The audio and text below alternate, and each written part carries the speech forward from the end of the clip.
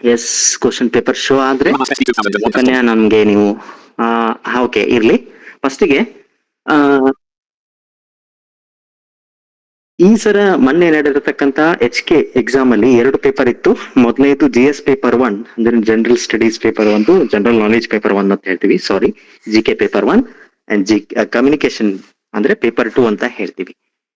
ಆ ಮೊದಲೇ ಪೇಪರ್ ಅಲ್ಲಿ 100 ಮಾರ್ಕ್ಸ್ ಗೆ ಇತ್ತು. ಅದರಲ್ಲಿ ನಾನು ಈಗಾಗಲೇ ಹೇಳಿದಂತೆ ನಿಮಗೆ ಸಿಲೆಬಸ್ ನಾವು ಒಂದು ತರಗತಿಯನ್ನ ಅಕ್ಟೋಬರ್ ಅಲ್ಲಿ ಏರ್ಪಡಿಸಿದ್ವಿ. ಅವಾಗ ನಾನು ಹೇಳಿದ್ದೆ ಯಾವ್ಯಾವ ರೀತಿ ಸಿಲೆಬಸ್ ಇರುತ್ತೆ ವಿತ್ ಎಕ್ಸಾಂಪಲ್ಸ್, ಆಮೇಲೆ ನಿಮ್ಗೆ ಏನು ಓದ್ಬೇಕು ಅನ್ನೋದನ್ನ ಸೋರ್ಸ್ ಕೊಟ್ಟಿದೀವಿ. ಆಮೇಲೆ ಅದನ್ನ ಯಾವ ಸಬ್ಜೆಕ್ಟ್ಸ್ ಗಳನ್ನ ನೀವು ಲಾಸ್ಟ್ ಮಿನಿಟ್ ಅಲ್ಲಿ ತಯಾರು ಮಾಡ್ಬೇಕು 2 ತಿಂಗಳಿಗೆ ಅನ್ನೋದನ್ನ ನಾನು ಕೊಟ್ಟಿದ್ದೀವಿ. ಸೊ ಅದರಲ್ಲಿ ಪ್ರಮುಖವಾಗಿ ಇತಿಹಾಸ, ಸಂವಿಧಾನ, ಜಿಯೋಗ್ರಫಿ, ಓಕೆ, ಆಮೇಲೆ current affairs, science and technology and economics, ಲಾಸ್ಟ್ಗೆ ಇಲ್ಲಿ ಎಕ್ಸ್ಟ್ರಾ ಇರತಕ್ಕಂಥದ್ದು ಅಂದ್ರೆ ಕರ್ನಾಟಕ ಎಕ್ಸಾಮ್ ಅಥಾರಿಟಿ ತನ್ನದೇ ಆದ ಒಂದು ಎಕ್ಸ್ಟ್ರಾ ಸಿಲೆಬಸ್ ಅನ್ನ ಹಾಕಿತ್ತು ಈ ಸಾರಿ. ಸೊ ಲ್ಯಾಂಡ್ ರಿಫಾರ್ಮ್ಸ್ ಆಗಿರಬಹುದು, ಆಮೇಲೆ ಸಾಮಾಜಿಕ ಏನು ಸೋಷಲ್ ಇಶ್ಯೂಸ್ ಅಂತ ಹೇಳ್ತೀವಿ, ಅಂದ್ರೆ ಮೀನ್ಸ್ ಸೋಶಾಲಜಿ ಟೈಪ್ ಅಂತ ಹೇಳ್ಬೋದು ನೀವು ಅಲ್ಲಿ ಆಗಿರ್ಬೋದು. ಆಮೇಲೆ ಎಕ್ಸ್ಟ್ರಾ ಅಂದ್ರೆ ಕೋಆಪರೇಟಿವ್ ಮೂವ್ಮೆಂಟ್ ಆಗಿರ್ಬೋದು, ಓಕೆ, ಸಹಕಾರ ಚಳವಳಿ, ಈ ರೀತಿ ಅನೇಕ ಎಕ್ಸ್ಟ್ರಾ ಇದನ್ನ ಹಾಕಿತ್ತು. ಅದನ್ನ ನಾವು ಇನ್ನು ಕೊನೆಯ ಹಂತದಲ್ಲಿ ಇಡ್ಬೇಕಂತ ನಿಮಗೆ ಹೇಳ್ಬೇಕಂತ ಬಿಟ್ಟಿದ್ದೀವಿ. ಅದರಲ್ಲಿ ಲ್ಯಾಂಡ್ ರಿಫಾರ್ಮ್ಸ್ ಬಗ್ಗೆ ಈಗಾಗಲೇ ಹೇಳಿದಾರೆ ಅನ್ಕೋತೀನಿ, ಒಂದು ವಿಡಿಯೋ ಹಾಕಿದ್ದಾರೆ ನಿಮಗೆ ಅದರದ್ದು. ಸೊ ಅದರದಿಂದನೇ ನೀವು ಸಾಕಷ್ಟು ಪ್ರಶ್ನೆಗಳನ್ನ ನೋಡ್ಬೋದಾಗಿತ್ತು. ಓಕೆ, ಸೊ ಈಗ ನಾನು ಬಂದ್ಬಿಡ್ತೀನಿ ನಿಮ್ಗೆ ವಿಶ್ಲೇಷಣೆಗೆ, ಜಾಸ್ತಿ ಹೊತ್ತು ನಿಮ್ಮನ್ನು ಕಾಯಿಸಲ್ಲ. ಸೊ ಇದರ ಮೇಲೆ ಓಕೆ ಹೆಚ್ಚಿನ ಕ್ವಶನ್ಸ್ ಬಂದಿತ್ತು. ಸಿಲೆಬಸ್ ಬಿಟ್ಟು KA ಎಲ್ಲಿ ಹೋಗಿಲ್ಲ, ಅದೊಂದು ನೆನಪಿನಲ್ಲಿ ಇಟ್ಕೊಂಡ್ಬಿಡಿ. ನಾನು ನಿಮಗೆ ಯಾವುದೇ ಎಕ್ಸಾಮ್ ಸಕ್ಸಸ್ ಆಗ್ಬೇಕಾದ್ರೆ 2 ಮೂಲಾಂಶ ಇರ್ಬೇಕಂತ ಹೇಳಿದ್ದೆ. ಯಾವ್ದು ಹೇಳ್ತೀರಾ?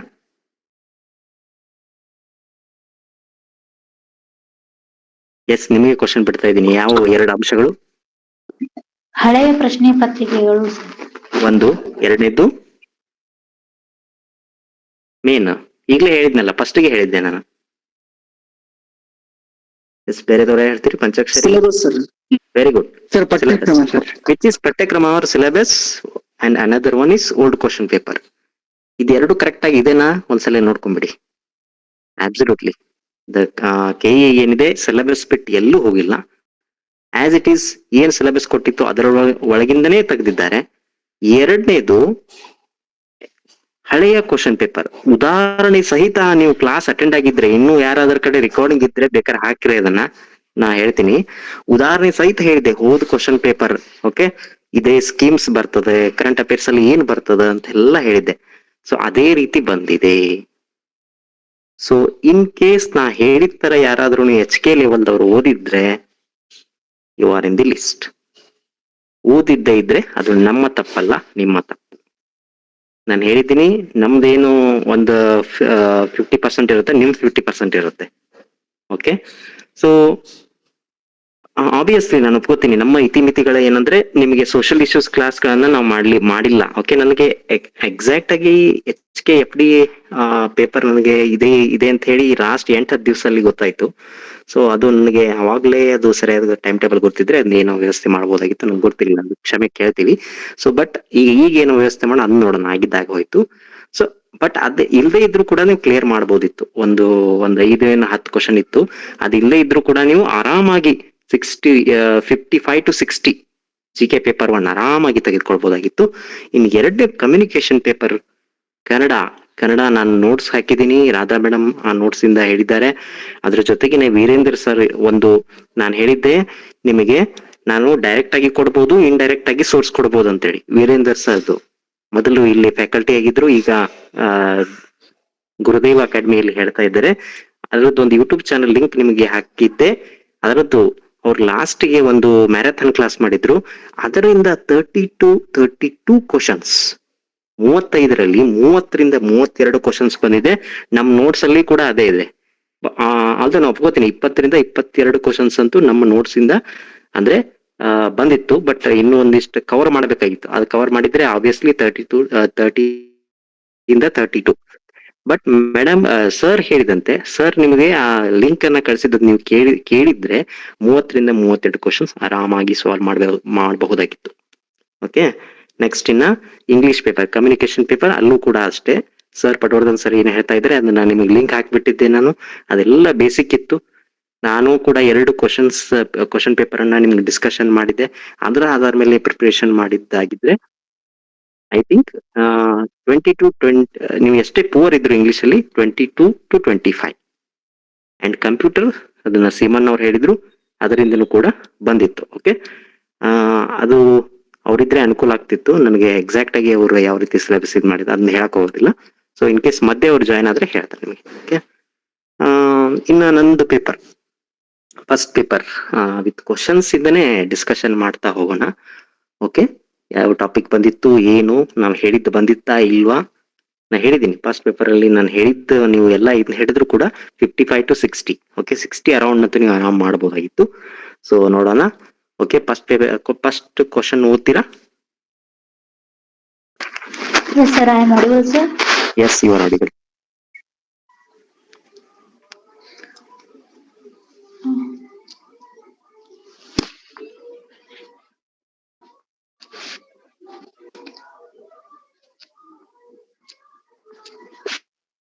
ಶೋ ಆಯ್ತಾ?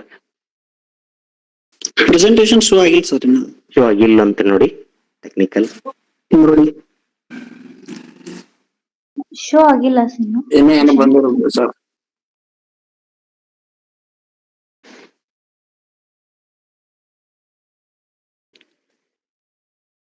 ರೆಕಾರ್ಡಿಂಗ್ ಆಫ್ ಮಾಡ್ಕೊತಾ ಇರಿ ಈಗ ಅಲ್ಲಿವರೆಗೆ.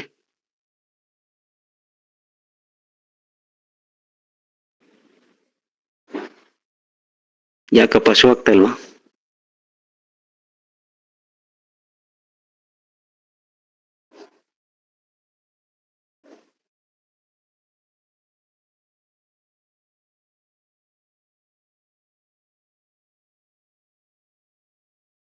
ಶೋ ಆಯ್ತಮ್ಮ ಈಗ? ಈಗ ಸ್ಕ್ರೀನ್ ಶೇರ್ ಆಯ್ತಾ? Sir, left ಆದ sir ಅವ್ರು.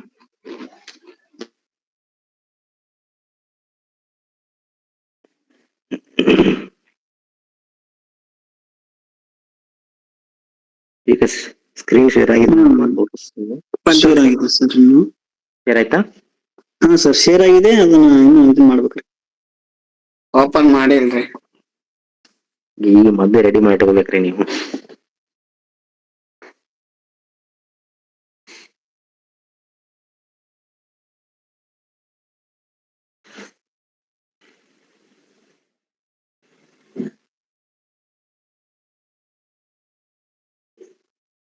Yes, sir. ಓಕೆ ಬರೋಣ. Okay, thank you. Yes, okay, recording start ಮಾಡ್ಕೊಳ್ಳಿ ಈಗ. ಓಕೆ, ಹೇಳು. Yes, sir. ಅಣ್ಣ ಒಂದನೇ ಕ್ವಶನ್ ಇಲ್ಲ, ಅದು ಕ್ವಶನ್ ಪೇಪರ್ ವೈಸ್ ಹಾಕಿದ್ದಾರೆ, ಹಂಗೆ ಓದಿ ಅಮ್ಮ. ಫಸ್ಟ್ ಕ್ವಶನ್ ಓದಿ ಅಲ್ಲಿ. Yes sir. ಸರ್ ಒಂದೇ ಕ್ವಶನ್ ಇಲ್ಲ ಸರ್, 2ನೇ ಕ್ವಶನ್ ನಂಬರ್ ಇದೆ ಸರ್. ಓಕೆ, ಅದು ಕ್ವಶನ್ ಪೇಪರ್ ಹೆಂಗ್ ಬಂದಿದೆಲ್ಲ ಹಂಗೆ ಹಾಕಿದ್ದಾರೆ. ಹೇಳಿ ಅಲ್ಲೇ ಓದಿ.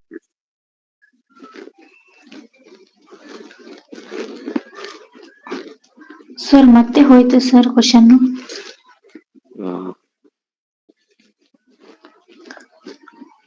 ಅಣ್ಣ ನೆಕ್ಸ್ಟ್ ಪೇಜ್ ಓಪನ್ ಮಾಡಿ. ಬೇರೆ ಯಾವ್ದು open ಮಾಡಿಪ್ಪ.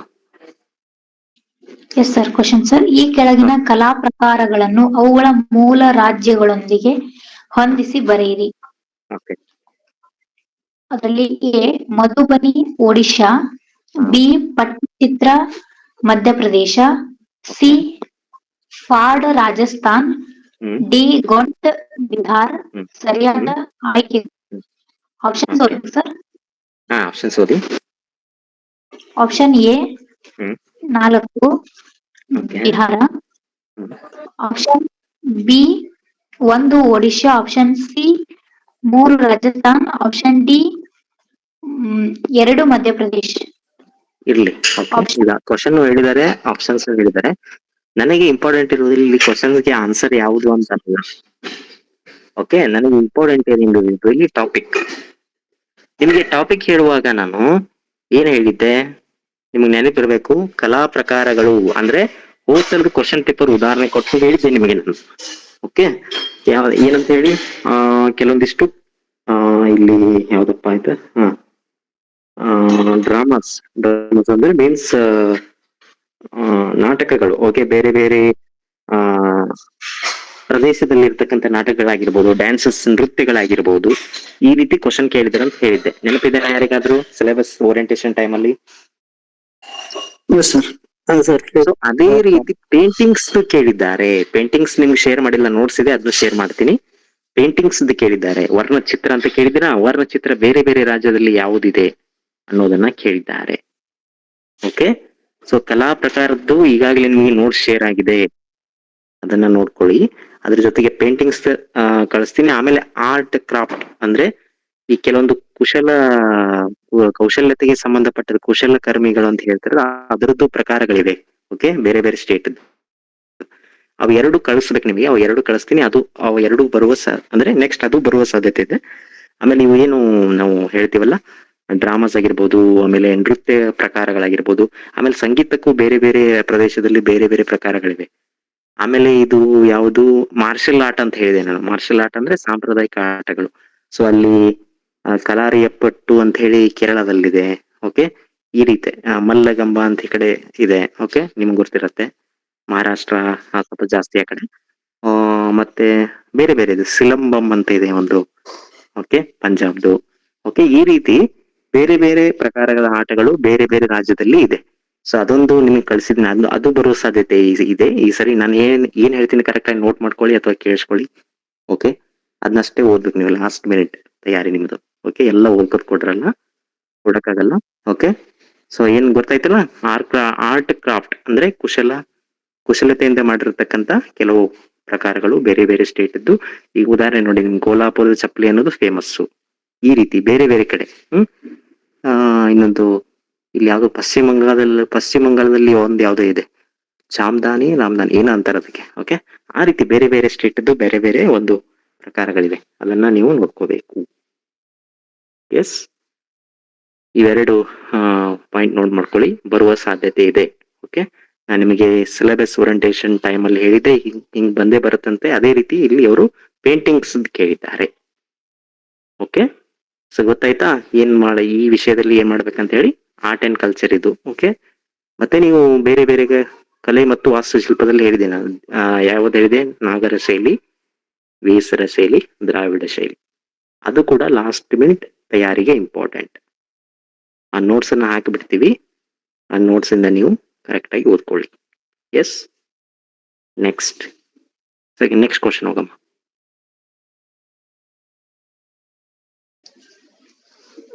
Next question.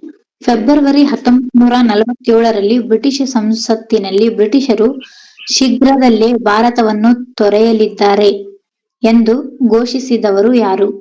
Option A sir direct question ಇದೆ ನೀವು. ಓಕೆ, ಆಪ್ಷನ್ ಓದ್ಬಿಡಿ. Option A sir MacDonald, option B William Gladstone, option C Clement Attlee, option D Pitt the Elder. ಯಾರು ಹೇಳ್ರಿ? ನೀವು ಹೇಳ್ರಿ, ಇದನ್ನ ಆರಾಮಾಗಿ ಹೇಳ್ತೀರಿ, ಯಾಕಂದ್ರೆ ನೀವು ಬೇಸಿಕ್ ಓದಿರ್ತೀರಿ. ಬೇಸಿಕ್ ಇಂದ ಕೇಳಿದ ಕ್ವಶನ್ ಇದು. Sir climate Attlee. ಆಯ್ತು, ಮುಗಿದೋಯ್ತು. Correct answer Attlee sir. So basic ಇಂದ ನೀವು, ನಾನು ಪದೇ ಪದೇ ಹೇಳ್ತಾ ಇದ್ದೀನಿ. ಫಸ್ಟ್ ಸ್ಟಾರ್ಟ್ ಆದ್ಮೇಲೆ ಹೇಳಿದೀನಿ, NCERT ಬುಕ್ಸ್ ಪುಸ್ತಕಗಳನ್ನ ಓದಿ 6 to 12 ಅಥವಾ DSCERT ಎಲ್ಲಿ ಹೋದ್ರು ಸಹಿತ ಈ ಕ್ವಶನ್ ಸಿಕ್ಕೇ ಸಿಗತ್ತೆ. Is it? ನಿಮಗೆ ಟಾರ್ಗೆಟ್ ಕೊಡೋತ್ನಾಗ ಹೇಳಿದ್ದೇನೆ, ಮಾಡರ್ನ್ ಹಿಸ್ಟ್ರಿಯಲ್ಲಿ ಏನ್ ಓದ್ಬೇಕು ಲಾಸ್ಟ್ಗೆ ಅಂತ ಹೇಳಿ. ಈ ಸರಿ ಏನ್ ಬರ್ಬೋದು? ಕ್ರಿಪ್ಸ್ ಮಿಷನ್ ಬರೋ ಸಾಧ್ಯತೆ ಇದೆ, ಕ್ಯಾಬಿನೆಟ್ ಮಿಷನ್ ಬರ್ಬೋದು, ವೆವೆಲ್ ಪ್ಲಾನ್ ಬರ್ಬೋದು, ಆಗಸ್ಟ್ ಆಫರ್ ಅಂತ ಹೇಳಿದ್ದೆ ನಾನು. ಆದ್ರೆ ಅದ್ರ ಸುತ್ತಮುತ್ತನೇ ಬಂತಲ್ಲಿ ಏನ್ ಬಂತ ಹೇಳಿ ನೋಡೋಣ. ಅಲ್ಲಿ ವೈಯಕ್ತಿಕ ಚಳವಳಿ ಅಂತ ಬಂತು ಫಸ್ಟ್ಗೆ. ಓಕೆ, ಅದು ಎದುರು ಬಂತು, ಕಾಲಾನುಕ್ರಮಣಿಕೆಯಲ್ಲಿ ಬಂತು. ನಾನು ಹೇಳಿದ್ದೆ ಯಾವ ರೀತಿನೂ ಬರ್ಬೋದು, ಸಿಂಪಲ್ ಆಗಿ ಬಂದಿತ್ತು ನೋಡಿ. ಇಲ್ಲಿ ನಾನು ನಿಮ್ಗೆ ಹೇಳಿದ್ದೆ ಏನು ಓದಿ ಅಂತ ಹೇಳಿ. ಇಲ್ಲಿ ಫಸ್ಟ್ಗೆ ಬೆಂಗಾಳಿ ವಿಭಜನೆ ಬಂತು, ಇಲ್ಲಿ ನಿಮ್ಗೆ ಹೇಳಿದ್ದೆ. ಓಕೆ, ಅದಾದ್ಮೇಲೆ ಈ ಸಲ ಬಾಳ್ ನ್ಯೂಸ್ ಅಲ್ಲಿ ಇದ್ದಿದ್ದೇನ್ರಿ, 1924 ಬೆಳಗಾವಿ ಅಧಿವೇಶನಕ್ಕೆ 100 ವರ್ಷ ಆಯ್ತು, ಕಳೆದ ವರ್ಷನೇ. ಅದು ಗುರ್ತಿದೆನಾ ನಿಮ್ಗೆ? ಹೇಳಿದಿರಾ? ಉತ್ಸವ ಎಲ್ಲ ಮಾಡಿದ್ದೀರಿ. ಹೌದಾ? ಸೊ ಅದಕ್ಕೆಲ್ಲ ಅಧಿವೇಶನ ಎಲ್ಲ ಮಾಡಿದ್ರು, ಇದೆಲ್ಲ ನೀವು ನೋಡಿದಿರಿ. ಓಕೆ, ಅಲ್ಲಿ ಒಂದು ಬೃಹತ್ ಇದನ್ನೆಲ್ಲ ಮಾಡಿದ್ರು, ಏನು ಕಾರ್ಯಕ್ರಮ ಮಾಡಿದ್ರು ಕಾಂಗ್ರೆಸ್ ಪಕ್ಷದವರು. ಸೊ ಅದೇ ರೀತಿ ಆಮೇಲೆ ವೈಯಕ್ತಿಕ ಚಳವಳಿ ಆಗಿರ್ಬೋದು, ಆಮೇಲೆ ಇದು ಯಾವುದು ಬಂಗಾಳ ವಿಭಜನೆ ಆಗಿರ್ಬೋದು, ಆಮೇಲೆ ಬೆಳಗಾವಿ ಅಧಿವೇಶನ ಆಗಿರ್ಬೋದು, ಲಾಸ್ಟ್ಗೆ ಯು ಜಿ ಸಿ ಸ್ಥಾಪನೆ ಅಂತ ಹೇಳಿ ಕೊಟ್ಟಿದ್ರು, ಕಾಲಾನುಕ್ರಮಣಿಕೆ ಕೊಟ್ಟಿದ್ರು. ಬೇರೆ ಕ್ವಶನ್ ಇದೇ ಕ್ವಶನ್ ಪೇಪರ್ ಅಲ್ಲಿ ಬೇರೆ ಕ್ವಶನ್ ಹೇಳ್ತಾ ಇದೀನಿ. ಇದು ಕ್ವಶನ್ ರಿಲೇಟೆಡ್ ಇದೆ ಇರೋದ್ರಿಂದ ಆ ಕ್ವಶನ್ ಹೇಳ್ತಾ ಇದೀನಿ. ಎಲ್ಲಾ ಕ್ವಶನ್ ಹಾಕೊಂಡಿಲ್ಲ, ಉದಾಹರಣೆ ಕೊಡಕ್ಕೆ ಕೆಲವೊಂದಿಷ್ಟು ಹಾಕೊಂಡಿದ್ದೀನಿ.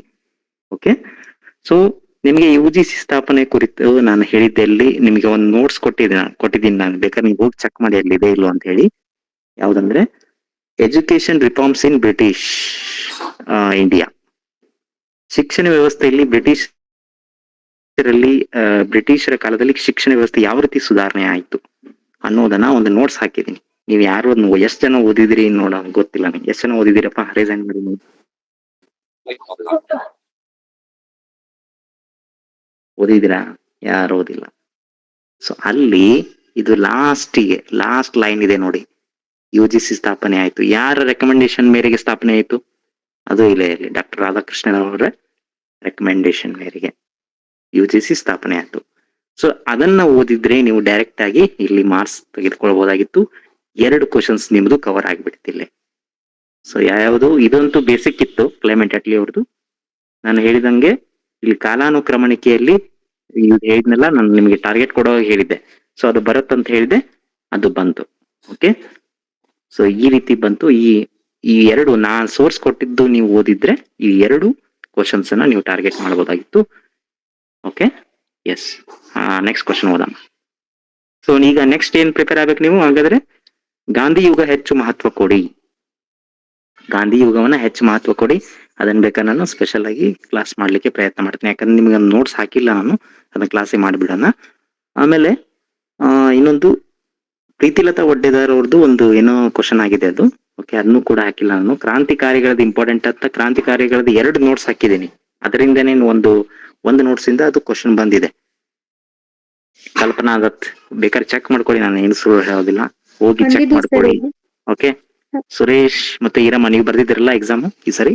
ಹಾ ಸರ್, ಬಂದಿದ್ವಿ ಸರ್. ಬರ್ದಿದ್ದಾರಲ್ಲ ಈ ಸಲ ಎಕ್ಸಾಮ್ ಬರೋರು ನೀವಿಬ್ರು, ಹೌದಾ? ಓಕೆ, ನಿಮ್ದು ಅಭಿಪ್ರಾಯ ಕೇಳಿದ್ಮೇಲೆ ಯಾಕೋ ಸ್ಯಾಟಿಸ್ಫ್ಯಾಕ್ಷನ್ ಆಗಿಲ್ಲ ನಿಮಗೆ, ಬಟ್ ಕ್ವಶನ್ ಪೇಪರ್ ನೋಡಿದ್ಮೇಲೆ ಖುಷಿ ಅನಿಸ್ತು ನನಗೆ. ಓಕೆ, ಸೊ ನೀವು ಕರೆಕ್ಟ್ ಆಗಿ ಪ್ರಿಪೇರ್ ಆಗಬೇಕು ಇದರಿಂದ 2. ಗೊತ್ತಾಯ್ತಾ? ಎಸ್. Next question.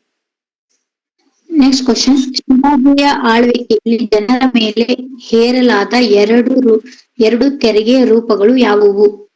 ಚೌತ್ ಸ್ವದೇಶಮುಖಿ ಸ್ವರಾಜ್ಯ ಹೂನ್. ಆಪ್ಷನ್ಸ್ ಓದ್ಬೇಕಾ ಸರ್? ಹೌದಾ?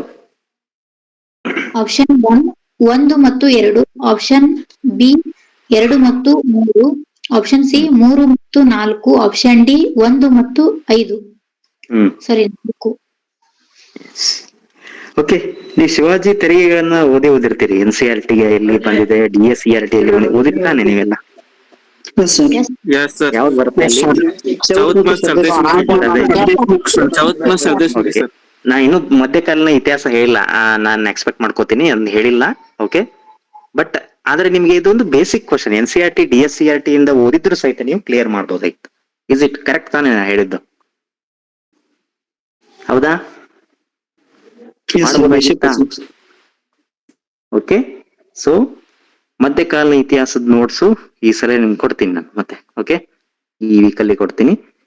ಅದನ್ನು ಕೂಡ ಒಂದ್ಸಲ ಕರೆಕ್ಟ್ ಆಗಿ ನಿಮ್ ಬಹಳ ಹೊತ್ತಾಗೋದಿಲ್ಲ ಅದು. ನೀವು ಈಗ ಬುಕ್ ಓದಕ್ಕೋಬೇಡಿ ಯಾರು, ದಯವಿಟ್ಟು. ನಾ ಅವಾಗಾದ್ರೂ ಹೇಳಿದ್ದೆ ನಿಮಗೆ, ಫಸ್ಟ್ ಇಂದ ಪ್ರಿಪೇರ್ ಆದವ್ರು ಇದ್ರೆ ಮುಗಿದು ಹೋಯ್ತು, ಏನ್ ಪ್ರಾಬ್ಲಮ್ ಇಲ್ಲ.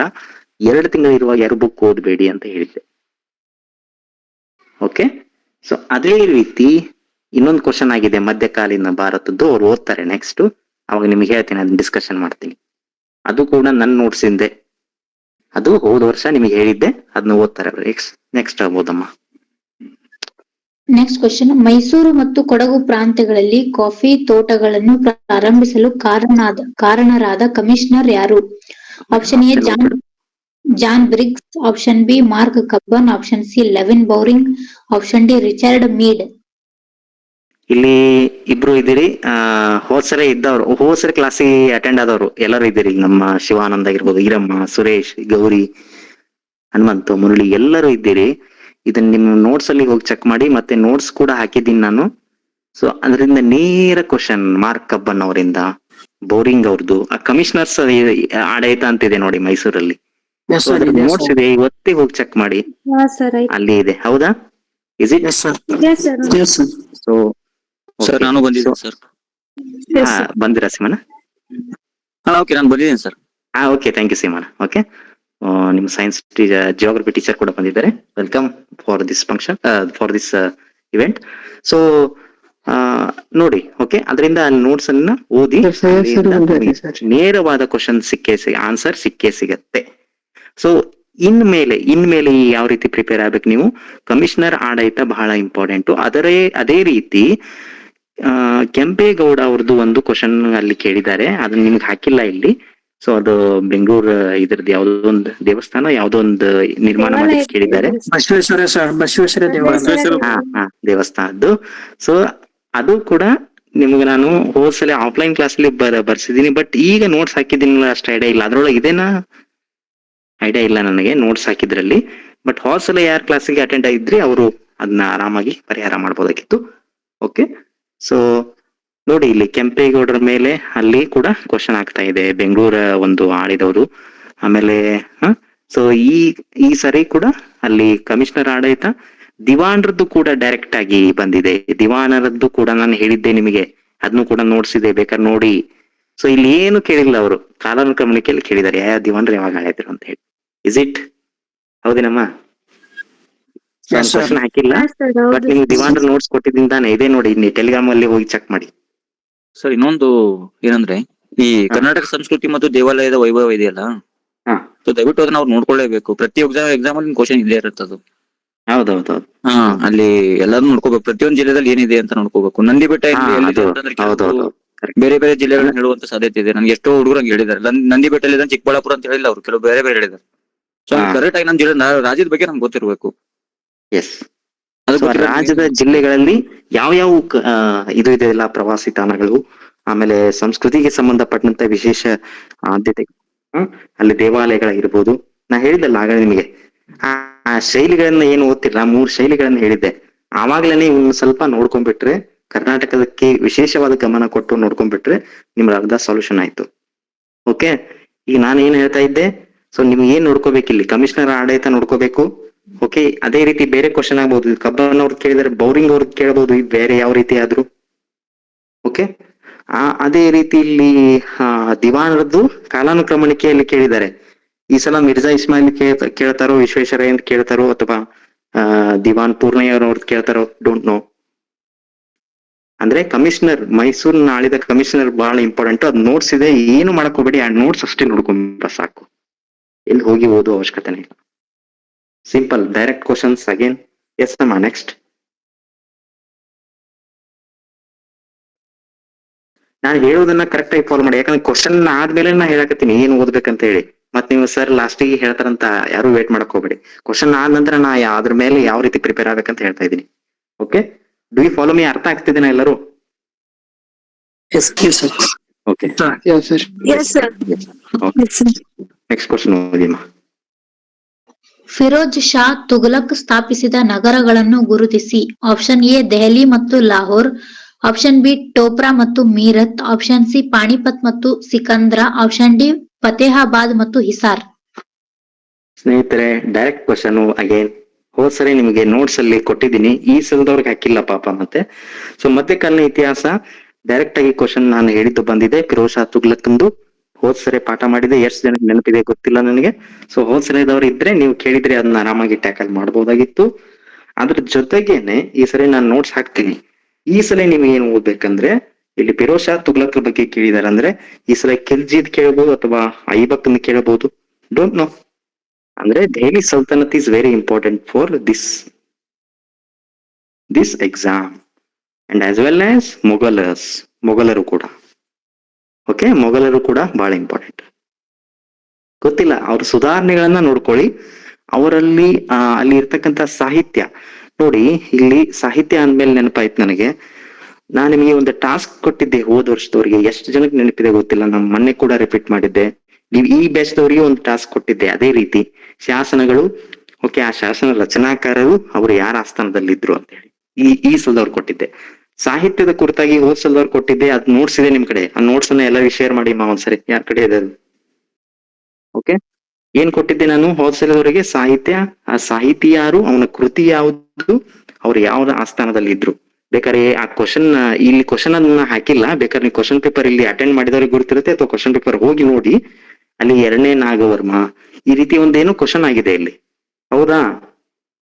ಎಸ್ ಸರ್, ಆಗಿದೆ ಸರ್. ಆಗಿದೆ ತಾನೆ? ಸಾಹಿತ್ಯದ ಕುರಿತಾಗಿ ಎಸ್ ಸರ್, ಆಗಿದೆ. ಅಟೆಂಡ್ ಆದವ್ರಿಗೆ ಗೊತ್ತಿರುತ್ತೆ. ಹಾ ಓಕೆ, ಸರ್. ಹಂಗೆ ಆಗಿದೆ ಅದು, ಡೈರೆಕ್ಟ್ ಆಗಿ ಹಂಗೆ ಬಂದಿದೆ. ನಾನು ಏನ್ ಹೇಳಿದ್ನೋ ಹಂಗೆ ಬಂದಿದೆ. ಸೊ ನಾ ಯಾಕೆ ಹೇಳ್ತಾ ಇದ್ದೀನಿ, ಸೊ ಕೆಇಎ ಮತ್ತೆ KPSCಗಳು ಸೆಂಟ್ರಲ್ ಗೌರ್ಮೆಂಟ್ ಎಕ್ಸಾಮ್ ಇಂದ, ಅಥವಾ ಕ್ವಶನ್ ಹೇಳ್ತಾ ಇಲ್ಲ ನಾನು, ಪ್ಯಾಟರ್ನ್ ಅಳವಡಿಸ್ಕೊಳ್ತಾ ಇದೆ. ಆ ಪ್ಯಾಟರ್ನ್ ಯಾವ್ದಿದೆ ಅಂತ ನಿನ್ನ ಇನ್ನೂ ಮುಂದೆ ಕ್ವಶನ್ ಅಲ್ಲಿ ಹೇಳ್ತೀನಿ ನಾನು. ಓಕೆ, ಸೊ ಅದಕ್ಕೆ ನಾವು ಹೇಳುವುದನ್ನ, ನಮ್ಮ ಮಾರ್ಗದರ್ಶನವನ್ನ ಕರೆಕ್ಟ್ ಆಗಿ ಫಾಲೋ ಮಾಡಿ. ನಾ ಹೇಳೋದನ್ನ ಬಿಟ್ಟು ಕೇಳ್ಬಿಟ್ರೆ ಆಗೋದಿಲ್ಲ, ಅದನ್ನ ಅಳವಡಿಸ್ಕೋಬೇಕಲ್ಲ. ನಿಮ್ಗೆ ಅನ್ಸುತ್ತೆ ಈ ಒಂದು ವರ್ಕ್ಶಾಪ್ ಮುಗಿದ್ಮೇಲೆ ಇವ್ ಸರ್ ಹೇಳ್ಬಿಟ್ರೆ ಹೇಳಿದಂಗೆ ಓದ್ಬಿಟ್ರೆ ಮುಗಿದು ಹೋಗಿತ್ತಿಲ್ಲ ಅಂತ ಹೇಳಿ. 60% ಅಮ್ಮ, I am not boosting myself or my institution. ನಾನೇನು ಅಹಂಕಾರದಿಂದ ಹೇಳ್ತಾ ಇಲ್ಲ. ಬಟ್ ನಿಮ್ success is very important to me and institution also. ನಿಮಗೆ ಜನ್ಮ ಕೊಟ್ಟವ್ರಿಗೆ, ನಿಮ್ಮ ಗುರುಗಳಿಗೆ, ನೀವು ಯಾವ ಕಲಿತ ಶಾಲೆಗೆ ಕೀರ್ತಿ ತರ್ತಕ್ಕಂಥ ಕೆಲಸ ಮಾಡ್ಬೇಕಲ್ಲ. ಸೊ ಅದಕ್ಕೆ ಹೇಳ್ತಾ ಇರೋದು ನಾನು. ಓಕೆ, ಕರೆಕ್ಟ್ ಆಗಿ ನೋಡ್ಕೊಳ್ಳಿ. ಎಸ್ ಅಮ್ಮ, ನೆಕ್ಸ್ಟ್ ಕ್ವಶನ್. ನೆಕ್ಸ್ಟ್ ಕ್ವಶನ್, ಭಾರತೀಯ ಸಂವಿಧಾನ 243 ವಿಧಿಯು ಯಾವುದರ ಬಗ್ಗೆ ತಿಳಿಸುತ್ತದೆ? ಆಪ್ಷನ್ ಎ ಗ್ರಾಮ ಸಭೆ ಅಧಿಕಾರ ಮತ್ತು ಕಾರ್ಯಗಳು, ಆಪ್ಷನ್ ಬಿ ಪಂಚಾಯತ್ಗಳಲ್ಲಿ ಮೀಸಲಾತಿ, ಆಪ್ಷನ್ ಸಿ ರಾಜ್ಯ ಚುನಾವಣಾ ಆಯೋಗ, ಆಪ್ಷನ್ ಡಿ ರಾಜ್ಯ ಹಣಕಾಸು ಆಯೋಗ. ಉದಯ್ ಸರ್ ಹೇಳಿರ್ತಾರೆ, ಹೌದಾ? ಗ್ರಾಮ ಪಂಚಾಯತ್ ಬಗ್ಗೆ ಮಾಡಿದಾರೇನಪ್ಪ ಪಾಠ? ಇಲ್ಲ ಸರ್. ಪಂಚಾಯತ್ ಹೇಳಿದಾರಂತಲ್ಲ? ಹಾ ಸರ್, ಮಾಡಿದಾರ ಸರ್. ಪಂಚಾಯತ್ ಬಗ್ಗೆ ಹೇಳಿದಾರಂತ ಕೇಳಿದೀನಿ, ಬಟ್ ನನ್ಗೆ ಗೊತ್ತಿಲ್ಲ. ಬಟ್ ಅದೇ ರೀತಿ ನಾನು ನೋಟ್ಸ್ ಹಾಕಿದೀನಿ. ಪಂಚಾಯತ್ ಎಷ್ಟು ನೋಡಿದಿರಿ ಗೊತ್ತಿಲ್ಲ, ಎಷ್ಟು ಜನ ನೋಡಿದಿರಿ ಗೊತ್ತಿಲ್ಲ. ಪಂಚಾಯತಿದ್ದು ಹಾಕಿದೀನಿ, ಮುನ್ಸಿಪಾಲ್ಟಿದು ಹಾಕಿದೀನಿ. ಬೇಕಾದ್ರೆ ಚೆಕ್ ಮಾಡ್ಕೊಳ್ಳಿ ಈಗ ಹೋದ್ಮೇಲೆ. ಅಲ್ಲಿ ಮುನ್ಸಿಪಾಲ್ಟಿದು ಒಂದು ಕ್ವಶನ್ ಆಗಿದೆ. ಈ ಮಹಾನಗರ ಪಾಲಿಕೆ ಅಂದ್ರೆ ಎಷ್ಟು ಜನ ಇದ್ದದಕ್ಕೆ ಕರೀತಾರೆ, ನಗರ ಪಾಲಿಕೆ ಅಂದ್ರೆ ಎಷ್ಟು ಜನ, ಹಾ ಸರ್, ಕ್ವಶನ್. ಕಾಲಾನುಕ್ರಮ. ಹಾ ಇದು ಹಾ ಇದ್ರ ಪ್ರಕಾರ ಕೇಳಿದಾರೆ ನೋಡಮ್ಮ, ಹೊಂದಿಸಿದ್ರೆ ಹಾ, ಸರಿ. ಹೌದಾ? Is it? ಪಂಚಾಯತ್ ಅಲ್ಲಿ ಅದಿದೆ, ಈ ವಿಧಿ ಇದೆ. ನಾನು ಸಪರೇಟ್ ಆಗಿ ನೋಟ್ಸ್ ಮಾಡಿ ಹಾಕಿದ್ದೀನಿ. ನಾನು ಏನಂದ್ರೆ, ಯಾವುದು ಡೈರೆಕ್ಟ್ ಆಗಿ ಇದೆ ಅಂದ್ರೆ ಸಂವಿಧಾನದಲ್ಲಿ ಇದೆ, ಯಾವುದು ಕೆಲವೊಂದು ರಾಜ್ಯಗಳು ತಮಗೆ ಬೇಕಾದಂಗೆ ಇದನ್ ಮಾಡ್ಕೊಂಡಿದ್ದಾರೆ, ತಮಗೆ ಬೇಕಾದ ಹಾಗೆ ತಿದ್ದುಪಡಿ ಮಾಡ್ಕೊಂಡು ಅಳವಡಿಸಿಕೊಂಡಿದೆ. ಸಂವಿಧಾನ ಇರತಕ್ಕಂಥದ್ದು 11. ಓಕೆ, ಸೊ ಅದು ಡೈರೆಕ್ಟ್ ಆಗಿ ಸಂವಿಧಾನದಲ್ಲೇ ಇದೆ. ಅದನ್ನ ಸಪರೇಟ್ ಮಾಡಿ ಹಾಕಿದ್ದೀನಿ. ಪಂಚಾಯತ್ ನೋಟ್ಸ್ ನೋಡ್ಕೊಳ್ಳಿ ಬೇಕಾರೆ, ಸುರೇಶ್ ಎಲ್ಲರೂ ಹೋದ್ಮೇಲೆ ನೋಡ್ಕೊಳ್ಳಿ ಇವತ್ತು. ಅದೇ ರೀತಿ ಬೇರೆ ಕ್ವಶನ್ ಬರಬಹುದು. ಅದಕ್ಕೆ 11 ಯಾವ್ದು ಇದು ಇದೆಯಲ್ಲ ಅದಕ್ಕೆ ಗಮನ ಕೊಡಿ. ಯಾಕಂದ್ರೆ ಸ್ಟೇಟ್ ಕೇಳಂಗಿಲ್ಲ ಅವನು. ಸ್ಟೇಟ್ ಏನಾಗುತ್ತೆ, ಕರ್ನಾಟಕ ಒಂಥರ ಅಳವಡಿಸ್ಕೊಂಡಿರುತ್ತೆ, ಅದಕ್ಕೆ ತಮ್ಗೆ ಬೇಕಾದ ಹಾಗೆ. ಆದ್ರೆ ಬಟ್ ಕಾನ್ಸ್ಟಿಟ್ಯೂಷನ್ ಅದು ಎಲ್ಲ ಕಡೆ ಇಡೀ ದೇಶಕ್ಕೆ ಅನ್ವಯ ಆಗ್ತಕ್ಕಂಥದ್ದು. ಸೊ ಅದ್ರಲ್ಲಿ ಇರ್ತಕ್ಕಂಥದ್ದು ಕೇಳ್ತಾನೆ. ಅದಕ್ಕೆ ನೋಡಿ ಅವರು ಮೀಸಲಾತಿ ಕೇಳಿದ್ದಾರೆ ಇಲ್ಲಿ ಡೈರೆಕ್ಟ್ ಆಗಿ. ಹೌದೇನಮ್ಮ? 243C ಅಲ್ಲ ಅದು ಕ್ವಶನ್, ಇಸ್ ಇಟ್? ಅದ್ಬಿನಾ? 243C. 243D sir, D sir, D sir. D, sorry. Okay, D. Okay, so ಇಲ್ಲಿ ಡೈರೆಕ್ಟ್ ಆಗಿ ಬಂದಿದೆ. So direct question again.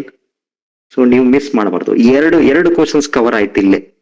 ಮುನ್ಸಿಪಾಲ್ಟಿದು notes ಹಾಕಿದೀನಿ. So ಇಲ್ಲಿ ಕೂಡ ಇದು ಕೂಡ. ಸೊ ಉದಯ್ ಕುಮಾರ್ ಸರ್ ಹೇಳಿದಾರೆಲ್ಲ ಗೊತ್ತಿರಲಿಲ್ಲ ನನಗೆ, ಹೇಳಿದೀನಿ ಅಂತ ಹೇಳಿದ್ದಾರೆ. ಬಟ್ ಎರಡಂತೂ ಡೈರೆಕ್ಟ್ ಕ್ವಶನ್ ನಿಮ್ಗೆ ಬಂತು. ನನ್ನ ನೋಟ್ಸ್ ಇಂದಾನೆ, ನಿಮ್ಗೆ ಕೊಟ್ಟಿರ್ತಕ್ಕಂಥ ಸೋರ್ಸ್ ಇಂದಾನೆ ಬಂತು. ಸೊ ದಯವಿಟ್ಟು ಆ ಪಂಚಾಯತ್ ರಾಜ್ ಜಾಸ್ತಿ ಕೇಳ್ತಾರೆ, ಯಾಕಂದ್ರೆ ಅದು ಸಿಲೆಬಸ್ ಅಲ್ಲಿ ಇದೆ, ಮತ್ತೆ ಎಕ್ಸ್ಟ್ರಾ ಕೊಟ್ಟಿದ್ದಾರೆ ಅದನ್ನ. ಸೊ ಅದಕ್ಕೆ ಬೇರೆ ಇದನ್ನ ಓದಿ. ಅಂದ್ರೆ ಈ ಬೇರೆ ಮೀನ್ಸ್ ಈಗ ಕಾನ್ಸ್ಟಿಟ್ಯೂಷನ್ ಅಲ್ಲಿ ಏನಿದೆ ಅವನ್ನೆಲ್ಲ ಇವನ್ನ ನೋಡ್ಕೊಳ್ಳಿ. ಓಕೆ, ಆರ್ಟಿಕಲ್ಸ್ ಅನ್ನ. ಆರ್ಟಿಕಲ್ ಇಸ್ ವೆರಿ ಇಂಪಾರ್ಟೆಂಟ್ ಅಂತ ಹೇಳಿದೆ. ಆರ್ಟಿಕಲ್ ಇನ್ನೊಂದು ಕ್ವಶನ್ ಬಂದಿದೆ, ಮುಂದೆ ಹೇಳ್ತಾರೆ ಅವರು. ಸೊ ಇನ್ನು 2 ಕ್ವಶನ್ ಬಂದಿದೆ. ಸೊ ಅದ್ರ ಜೊತೆಗೇನೆ ಏನ್ ಮಾಡ್ಬೇಕು ನೀವು, ಪಂಚಾಯತ್ ಮುನ್ಸಿಪಾಲ್ಟಿ ಇನ್ನ 2 ಚಾಪ್ಟರ್ಸ್ ಅನ್ನ ಕರೆಕ್ಟ್ ಆಗಿ ಓದ್ಕೊಳ್ಳಿ. ಅಲ್ಲಿ ಎಲೆಕ್ಷನ್ಗೆ ಮಾಡ್ಲಿಕ್ಕೆ, ಸ್ಪರ್ಧೆ ಮಾಡ್ಲಿಕ್ಕೆ ಎಷ್ಟು ವಯಸ್ಸು, ಅಲ್ಲಿ ಎಷ್ಟು % ರಿಸರ್ವೇಶನ್ ಇದೆ ಯಾರ್ಯಾರಿಗೆ, ಇಂತಹವುಗಳನ್ನ ಬಹಳ ಇಂಪಾರ್ಟೆಂಟ್. ಈ 2 ಚಾಪ್ಟರ್ ಇಂಪಾರ್ಟೆಂಟ್ ಅಮ್ಮ. ನಾನು ಏನ್ ಹೇಳ್ತಾ ಇದೀನಿಲ್ಲ, ಆ ಇಂಪಾರ್ಟೆಂಟ್ ಚಾಪ್ಟರ್ಸ್ ಇಂದ ನಿಮ್ ಓದೋ ಕ್ರಮ ಹೇಳ್ತೀನಿ ನೋಡಿ, ಶೇಕಡ 80% ಬರುತ್ತೆ ಇಂಪಾರ್ಟೆಂಟ್ ಚಾಪ್ಟರ್ಸ್. ಇನ್ನು 20% ಬೇರೆ ಬೇರೆ ಕಡೆಯಿಂದ ಕೇಳಿರ್ತಾರೆ. ಅದನ್ನ ನೀವು ಬಿಟ್ರು ಏನು ಇದು ಏನೋ ಬಿಟ್ಟು ಅಲ್ಲಿ ಇಲ್ಲಿಂದ ಬರುತ್ತೆ ಅದು. ಸೊ ಅದನ್ನ ಬಿಟ್ರು ಏನು ಇದು ಪ್ರಾಬ್ಲಮ್ ಇಲ್ಲ. ನೀವು ಇಲ್ಲಿ ಏನ್ ನಮಗೆ ಲಿಸ್ಟ್ ಅಲ್ಲಿ ನಮ್ಮ ಹೆಸರು ಇರ್ಬೇಕಷ್ಟೇ. So major topic note down ಮಾಡ್ಕೋತಾ ಇರಿ, ಅಥವಾ ನೀವು ಹೆಂಗ್ ನೆನಪಿಟ್ಕೋತಿರೋ ಹೆಂಗ್ ಮಾಡ್ತಿರೋ ನಂಗೆ ಗೊತ್ತಿಲ್ಲ. ಸೊ ಒಂದ್ಸಲ ರೆಕಾರ್ಡಿಂಗ್ ಆದ್ರೂ ಕೇಳಿ ಆಮೇಲೆ. Please concentrate on this subjects and topics. Okay, yes ಅಮ್ಮ, ನೆಕ್ಸ್ಟ್ ಕ್ವಶನ್. Next question. ರಾಷ್ಟ್ರೀಯ ವಿಜ್ಞಾನ ಪುರಸ್ಕಾರ ಪ್ರಶಸ್ತಿಗಳಿಗೆ ಸಂಬಂಧಿಸಿದಂತೆ ಎಷ್ಟು ಹೇಳಿಕೆಗಳು ಸರಿಯಾಗಿವೆ? ಹೇಳಿಕೆಗಳು: 1. ಇವು ವಿಜ್ಞಾನ, ತಂತ್ರಜ್ಞಾನ ಮತ್ತು ನಾವೀನ್ಯತೆ ಕ್ಷೇತ್ರದಲ್ಲಿನ ರಾಷ್ಟ್ರೀಯ ಪ್ರಶಸ್ತಿಗಳಾಗಿವೆ. ಬಿ. ಈ ಪ್ರಶಸ್ತಿಗಳು ವಿಜ್ಞಾನ ರತ್ನ, ವಿಜ್ಞಾನ ಶ್ರೀ, ವಿಜ್ಞಾನ ಯುವ ಶಾಂತಿ ಸ್ವರೂಪ ಭಟ್ನಾಗರ್ ಎಂಬ 4 ವಿಭಾಗಗಳಲ್ಲಿ ನೀಡಲಾಗುತ್ತದೆ. ಸಿ. ಪ್ರಶಸ್ತಿಗಳನ್ನು 13 ಕ್ಷೇತ್ರಗಳಲ್ಲಿ ನೀಡಲಾಗುತ್ತದೆ. ಡಿ. ಪ್ರಶಸ್ತಿ ಪ್ರದಾನ ಸಮಾರಂಭವು ಪ್ರತಿ ವರ್ಷ ಫೆಬ್ರವರಿ 28ರಂದು ರಾಷ್ಟ್ರೀಯ ವಿಜ್ಞಾನ ದಿನದಂದು ನಡೆಯುತ್ತದೆ. ಆಯ್ಕೆಗಳು: ಆಪ್ಷನ್ 1 ಮೇಲಿನ ಎಲ್ಲವೂ, ಆಪ್ಷನ್ 2 ಕೇವಲ 3, ಆಪ್ಷನ್ 3 ಕೇವಲ 2, ಆಪ್ಷನ್ 4 ಕೇವಲ 1. Okay, which is this question is also adapted from UPSC pattern. Okay, UPSC pattern ಇಂದ ಅಳವಡಿಸ್ಕೊಳ್ಳಿದ್ದು. ನಾನು ಕ್ವಶನ್ ಆನ್ಸರ್ ಡಿಸ್ಕಷನ್ ಮಾಡೋದಿಲ್ಲ. ನಿಮ್ಗೆ ಹೆಂಗ್ ಓದ್ಬೇಕು ಅನ್ನೋದಷ್ಟೇ. ಓಕೆ, ಇಲ್ಲಿ ನೋಡಿ. ಸೊ ನನಗೆ ಒಂದು ಕ್ವಶನ್ ನೆನಪಾಯ್ತು UPSC ಇದ್ದಿದ್ದು ನೋಡಂತ್ಲೆ. 2021 ಅನ್ಸತ್ತೆ, ನಾನು ಅಟೆಂಡ್ ಮಾಡ್ತಾ ಇದ್ದೆ. ಭಾರತ ರತ್ನದ ಒಂದು ಕ್ವಶನ್ ಇದೇ ರೀತಿ ಕೇಳಿದ್ರು. ಪ್ರಶಸ್ತಿದು ಭಾರತ ರತ್ನ 5 ಜನಕ್ಕೆ ಕೊಡ್ತಾರೆ, ವರ್ಷಕ್ಕೆ ಇಷ್ಟೇ ಕೊಡ್ಬೇಕಂತ ಲಿಮಿಟ್ ಇದೆ, ಈ ರೀತಿ ಏನೋ ಕೇಳಿದ್ರು. ಅದೇ ರೀತಿ ಕ್ವಶನ್ ಬೇರೆ ಇದೆ, ಪ್ಯಾಟರ್ನ್ ಅದನ್ನೇ ಅಳವಡಿಸ್ಕೊಂಡಿದ್ದಾರೆ. ಸೊ ನಾ ಎದಕ್ಕೆ ಹೇಳಿದ್ದೆ ನಿಮಗೆ, ಸೊ ನೀವು ಯಾವುದೇ ಪ್ರಶಸ್ತಿಗಳನ್ನು ನಾನು ನಿಮ್ಗೆ ಹೇಳಿಬಿಟ್ಟಿದ್ದೆ, ಪ್ರಶಸ್ತಿಗಳು ಇಂಪಾರ್ಟೆಂಟ್. ಪ್ರಶಸ್ತಿಗಳು ಯಾವುದೇ ಪ್ರಶಸ್ತಿಗಳು ಇಂಪಾರ್ಟೆಂಟ್, ಬಟ್ ಅದ್ರ ಜೊತೆಗೇನೆ ಏನ್ ಇಂಪಾರ್ಟೆಂಟು, ಡಿಟೇಲ್ ಆಗಿ ಓದಿ. ಮೊದ್ಲಿನ ಗತೆ ಇದು ಯಾರಿಗ್ ಕೊಟ್ರು ಅಂತ ಕೇಳಂಗೇ ಇಲ್ಲ, ಆ ಪ್ರಶಸ್ತಿ ಬಗ್ಗೆ ಡಿಟೇಲ್ ಆಗಿ ಓದ್ರಿ.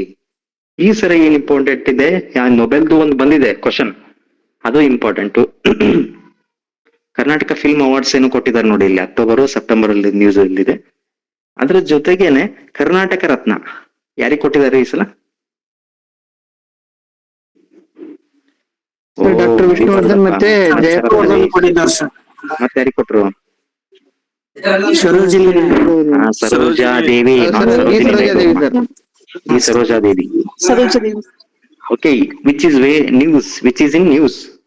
ಸೊ ಅಲ್ಲಿ ನೀವೇನ್ ನೋಡ್ಕೋಬೇಕು, ಕರ್ನಾಟಕ ರತ್ನ ಅಲ್ಲೆಲ್ಲ ನಿಮ್ಗೆ ಡಿಟೇಲ್ ಆಗಿ ಇನ್ಫಾರ್ಮೇಶನ್ ಕೊಟ್ಟಿರ್ತಾರೆ. ನಾ ಒಂದು ವೆಬ್ಸೈಟ್ ಅನ್ನ ನಿಮಗೆ ಪರಿಚಯ ಮಾಡಿದ್ದೆ,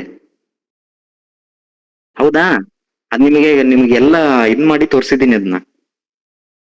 ಓಕೆ, ಉಪಯೋಗ ಮಾಡಿ ಕೂಡ ತೋರಿಸಿದ್ದೀನಿ ಇಲ್ಲಿ. ಅದರಿಂದನೇ ಅಲ್ಲೇ ಇದೆ, ಬೇಕಾದ್ರೆ ನೋಡಿ ನೀವು, ಅಲ್ಲಿ ಎಲ್ಲ ಡೀಟೇಲ್ ಆಗಿ ಇನ್ಫಾರ್ಮೇಶನ್ ಇದೆ.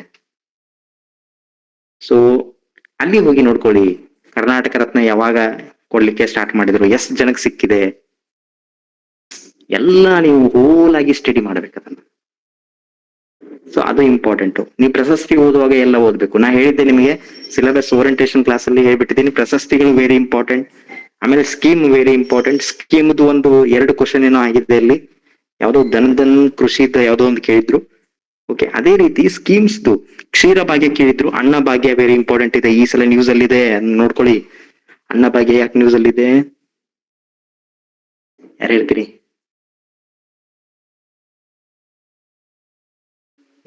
ಸರ್ ಕೆಲವೊಂದ್ ಕಡೆ ಅಕ್ಕಿ ಸರಿ ಬರ್ತಿದೆ, ಕೆಲವೊಂದ್ ಕಡೆ ಬರ್ತಿರ್ಬೇಕು ಸರ್. ಅಲ್ಲ ಅದು ಗೃಹಲಕ್ಷ್ಮಿ. ಅನ್ನ ಭಾಗ್ಯ ಯಾಕೆ ಇದೆ ಅಂದ್ರೆ ಬೇರೆ ಬೇರೆ ಧಾನ್ಯಗಳನ್ನ ಇನ್ಕ್ಲೂಡಿಂಗ್ ಮಾಡಿದಾರಲ್ಲಪ್ಪ ಮೊನ್ನೆ ಕ್ಯಾಬಿನೆಟ್ ಮೀಟಿಂಗ್ ಅಲ್ಲಿ 1-2 ತಿಂಗಳು ಏನು. ಹಾ ಹೌದ್ರಿ ಸರ್, ಜೋಳ, ಅಕ್ಕಿ, ಇಂದಿರಾ ಆಹಾರ ಕಿಟ್ ಅಂತ ಏನೋ ಮಾಡಿದಾರೆ. ಆಹಾರ ಕಿಟ್ ಅಂತ ಮಾಡಿದಾರಲ್ಲ, ಸೊ ಅದಕ್ಕೆ ಅನ್ನ ಭಾಗ್ಯದ ನ್ಯೂಸ್ ಅಲ್ಲಿ ಇದೆ. ಸೊ ಕ್ಷೀರ ಭಾಗ್ಯದ ಕೇಳ್ಬಿಟ್ರು ಅವರು. ಕ್ಷೀರ ಭಾಗ್ಯವು ಕೂಡ ಬಹಳ ನ್ಯೂಸ್ ಅಲ್ಲಿ ಇತ್ತು ಕಳೆದ 1 ವರ್ಷದಿಂದ. ಸೊ ಅನ್ನ ಭಾಗ್ಯವು ಕೂಡ ನ್ಯೂಸ್ ಅಲ್ಲಿ ಇದೆ.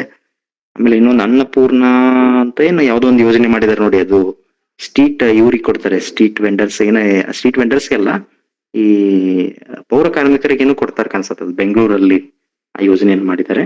ಸೊ ಅದು ಆ ಯೋಜನೆ ಕೂಡ ನ್ಯೂಸ್ ಅಲ್ಲಿ ಇದೆ, ಅದನ್ನು ಕೂಡ ಓದ್ಬೇಕು ನೀವು. ಓಕೆ, ನಾನು ಏನ್ ಹೇಳ್ತಾ ಇದೀನಿ ಅರ್ಥ ಆಗ್ತಾ ಇದೆನಾ? ಸ್ಕೀಮ್ಸ್ ಓದುವಾಗ ಯಾವ್ದೇ ಸ್ಕೀಮ್ಸ್ ಇರಿ, schemes is very important. Nobel ಓದ್ರಿ, ಯಾವ್ದಕ್ ಕೊಟ್ಟಿದ್ದಾರೆ, ಓಕೆ, ಪ್ರಶಸ್ತಿ ಯಾವಾಗ ಪ್ರಾರಂಭ ಆಯ್ತು, 360 ಆಂಗಲ್ ಅಲ್ಲಿ ಎಲ್ಲ ಓದ್ಕೋಬೇಕು ನೀವು. ಓಕೆ, ಸೊ ಪ್ರಶಸ್ತಿ ಮೇಲೆ ಯಾರಿಗೆ ಕೊಟ್ಟಿದ್ದಾರೆ ಅಷ್ಟೇ ಓದ್ಕೊಳ್ಳೋದು ಅಷ್ಟೇ ಅಲ್ದಾನೆ, ಓಕೆ, ಎಲ್ಲ ಕೂಡ ಡೀಟೇಲ್. ಈ ಕ್ವಶನ್ ಇಂದ ನಿಮಗೆ ಅದು ಗೊತ್ತಾಗ್ತಾ ಇದೆನಾ? ಸೊ ಅದಕ್ಕೆ ನೀವು ಓದುವಾಗ ನಾನ್ ನಿಮಗೆ ಹೇಳ್ತಿದೀನಿ, ಸೊ ಇಷ್ಟು ದಿವಸ ಎಷ್ಟು ಓದಿರೋ ಗೊತ್ತಿಲ್ಲ ನನಗೆ, ಆದ್ರೆ ಲಾಸ್ಟ್ 15 ಡೇಸ್ಗೆ ನಿಮಗೆ ಇರೋದು 6 months ಅದು ಕವರ್ ಮಾಡ್ಕೊಂಡ್ಬಿಡಿ ಸಾಕಷ್ಟೇ. ನಾನ್ ನೋಡ್ತಾ ಇದ್ದೀನಿ ಒಂದು 7-8 ಕ್ವಶನ್ 6 month ಇಂದನೇ ಬಂದಿದೆ ಅದು, ಹೌದಾ? ಸೊ ಅದಕ್ಕೆ ಹೇಳೋದು ನಿಮಗೆ, okay, 6th month current affairs is very important. ಎಷ್ಟಾಗತ್ತೆ ಅಷ್ಟು ಕವರ್ ಮಾಡ್ಕೊಳ್ಳಿ. ಓಕೆ, ನಾವು ಹೇಳುವ ಕ್ರಮದಲ್ಲಿ ಓದಿ ಸಾಕು, ಆರಾಮಾಗಿ ನಿಮ್ದಿದು ಆಗುತ್ತೆ. ಓಕೆ, ಎಸ್ ಅಮ್ಮ, ನೆಕ್ಸ್ಟ್ ಕ್ವಶನ್.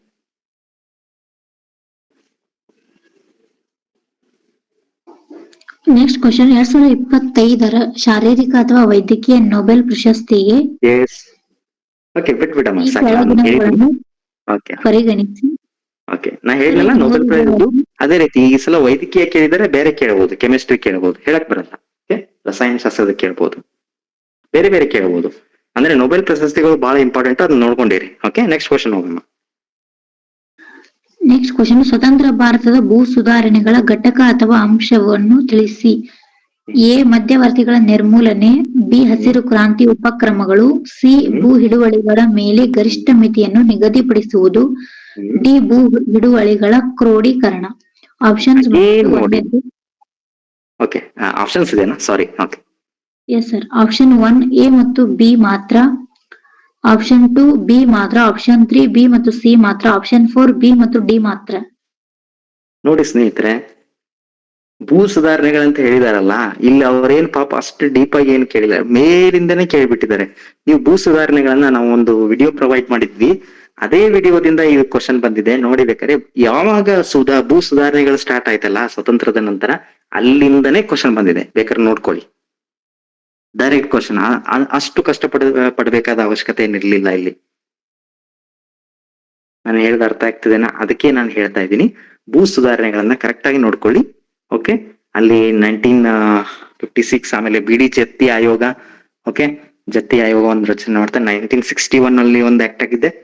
ಇನ್ನ ಮೊನ್ನೆ 2020 ಒಳಗೆ ಒಂದು ಆಕ್ಟ್ ಆಯ್ತು ಅಲ್ಲಿ, ಮತ್ತೆ ಅದನ್ನೇನೋ ತಿದ್ದುಪಡಿ ಮಾಡ್ತಕ್ಕಂಥ ಕೆಲಸವನ್ನ ಮಾಡಿದ್ರು. ಈ ರೀತಿ ಸೊ ಭೂ ಸುಧಾರಣೆಗೆ ಸಂಬಂಧಪಟ್ಟಂತೆ ಅದರದ್ದೇ ಆದ ಒಂದು ಆಕ್ಟ್ಸ್ ಏನಿದೆ ಅವನ್ನೆಲ್ಲವನ್ನ ಓದಿ. ಇನ್ ಕೇಸ್ ನಿಮ್ಗೆ ಅರ್ಥ ಆಗಲಿಂದ ನಾನು ಬೇಕಾದ್ರೆ ಕ್ಲಾಸ್ ಮಾಡ್ತೀನಿ. ಓಕೆ, ಎಸ್, ಆ ಸೊಸೈಟಿ ಬಗ್ಗೆ ನಾನು ಕ್ಲಾಸ್ ಮಾಡ್ತೀನಿ ನೆಕ್ಸ್ಟ್ ವೀಕ್. ಅಲ್ಲಿ ನಂಗೆ ಹಾಲಿಡೇ ಇದೆ, ಒಂದು 4 hours ನಿಮಗೆ ಕ್ಲಾಸ್ ಮಾಡ್ತೀನಿ, ಏನ್ ಪ್ರಾಬ್ಲಮ್ ಇಲ್ಲ. ಓಕೆ, ಎನ್ವಿರಾನ್ಮೆಂಟ್ ಕ್ಲಾಸ್ ಮಾಡ್ತಾರೆ. ಸೊ ನೀವು ಏನ್ ಮಾಡ್ಬೇಡ್ರಪ್ಪ, ನಾನು ಹೇಳಿದ ನೋಟ್ಸ್ ಅನ್ನ ಓದಿ ಬಂದ್ ಕ್ಲಾಸಿಗೆ ಕೂತ್ಕೊಂಡ್ಬಿಡಿ ಸಾಕು, ಆಯ್ತಾ? ನಾವು ಮಾಡೋ ಕ್ಲಾಸಿಗೆ ಕೂತ್ಕೊಂಡ್ಬಿಡಿ, ಕರೆಕ್ಟ್ ಆಗಿ ಬಂದ್ ಅಟೆಂಡ್ ಆಗಿ. ನಿಮಗೆ ಆ ಕ್ವಶನ್ ಬರೆದಿದ್ರೆ ಹೇಳಿ, ಆಯ್ತಾ? Direct question again. ಇದನ್ನ ಇನ್ನೊಂದು ಫಾಲೋ ಮಾಡ್ಕೊಳ್ಬೇಕಾರೆ ವಿಡಿಯೋ ಹೋಗಿ ಏನು ಓದ್ಬೇಡಿ, ಭೂ ಸುಧಾರಣೆಗಳನ್ನ ಕರೆಕ್ಟ್ ಆಗಿ ಕೇಳ್ಕೊಂಡ್ಬಿಡಿ ಅಷ್ಟೇ ಸಾಕು. 2-3 ಸಲ ಕೇಳಿ ಬೇಕಾದ್ರೆ, ಟೈಮ್ ಇದ್ರೆ 2x ಸ್ಪೀಡ್ ಅಲ್ಲಿ ಇಟ್ಕೊಂಡು ಕೇಳಿ. ಅರ್ಥ ಆಗ್ತದೇನಾ? ಎಸ್ ಅಮ್ಮ, ನೆಕ್ಸ್ಟ್ ಕ್ವಶನ್.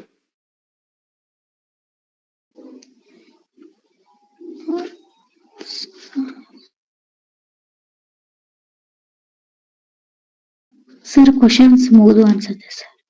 ಕ್ವಶನ್ ಮುಗ್ದೇನ್ರಿ? ಇನ್ನೂ ಇದ್ವಲ್ಲ? ಇಲ್ಲ ಸರ್, ಅಷ್ಟೇ ಕಳಿಸಿದ್ರು ಸರ್ ಅವರು, ಅದಷ್ಟೇ ಇದೆ ಸರ್. ಅಷ್ಟೇ ಇದ್ವಾ? Okay okay okay. Yes sir. So ಹೇಳಿದ್ನಲ್ಲ, ಒಟ್ಟಾರೆಯಾಗಿ ನಾನು ಹೇಳುದು ನಿಮ್ಗೆ ಇಷ್ಟು ಕ್ವಶನ್ಸ್ ಅಲ್ಲಿ ನಾನು ಇಲ್ಲಿ ಡೈರೆಕ್ಟ್ ಆಗಿ ಕೀ ಆನ್ಸರ್ ಡಿಸ್ಕಷನ್ ಮಾಡ್ಲಿಕ್ಕೆ ಬಂದಿಲ್ಲ, ಇದ್ರ ಉದ್ದೇಶ ಅದಲ್ಲ. ಓಕೆ, ನಿಮಗೆ ಸಾಕಷ್ಟು ಇನ್ಸ್ಟಿಟ್ಯೂಟ್ಗಳು ಕೀ ಆನ್ಸರ್ಸ್ ಅನ್ನ ಡಿಸ್ಕಷನ್ ಮಾಡಿರುತ್ತೆ, ಅದು ನನ್ನ ಒಂದು ಇದು ಪ್ರಯಾರಿಟಿ ಆಗಿರ್ಲಿಲ್ಲ. ನಾನ್ ಹೇಳುದು ಈ ಕ್ವಶನ್ ಪೇಪರ್ ಮೂಲಕ ನೀವು ಯಾವ ರೀತಿ ರೆಡಿ ಆಗ್ಬೇಕು ಮುಂದೆ ಬರ್ತಕ್ಕಂಥದ್ದು ಪರೀಕ್ಷೆಗಳಲ್ಲಿ. ಮುಂದೆ ನಿಮ್ಮ KFD ಇದೆ, SD ಇದೆ, ಸೊ ಅದಕ್ಕೆ ಹೆಂಗ್ ರೆಡಿ ಆಗ್ಬೇಕು ಅನ್ನೋದು ಹೇಳುವ ಉದ್ದೇಶ ಆಗಿತ್ತು. ಅದ್ರ ಜೊತೆಗೇನೆ ಮಧ್ಯಕಾಲೀನ ಇತಿಹಾಸ ಕೇಳಿದ್ದಾರೆ, ಇಲ್ಲಿ 2 ಕ್ವಶನ್ ಏನೋ ಆಗಿದೆ ಇಲ್ಲಿ. ಆಮೇಲೆ ಮಹಾಯಾನದೊಂದು ಕ್ವಶನ್ ಆಗಿದೆ, ಡೈರೆಕ್ಟ್ ಫ್ರಮ್ ನಾನೇ ಹೇಳಿದ್ದು, ನನ್ನ ಸೋರ್ಸ್, ನನ್ನ ಕ್ಲಾಸ್ ಕೇಳಿದ್ರೆ ನೀವು ಆರಾಮಾಗಿ ಟ್ಯಾಕಲ್ ಮಾಡ್ತಿದ್ರಿ. ಹೌದಪ್ಪ ಸುರೇಶ, ಈರಮ್ಮ, ನಾನು ಮಹಾಯಾನ ಹೀನಾಯನ ಕ್ಲಾಸ್ ಮಾಡಿದ್ದೆ, ನೆನಪಿದ್ದೇನಪ್ಪ?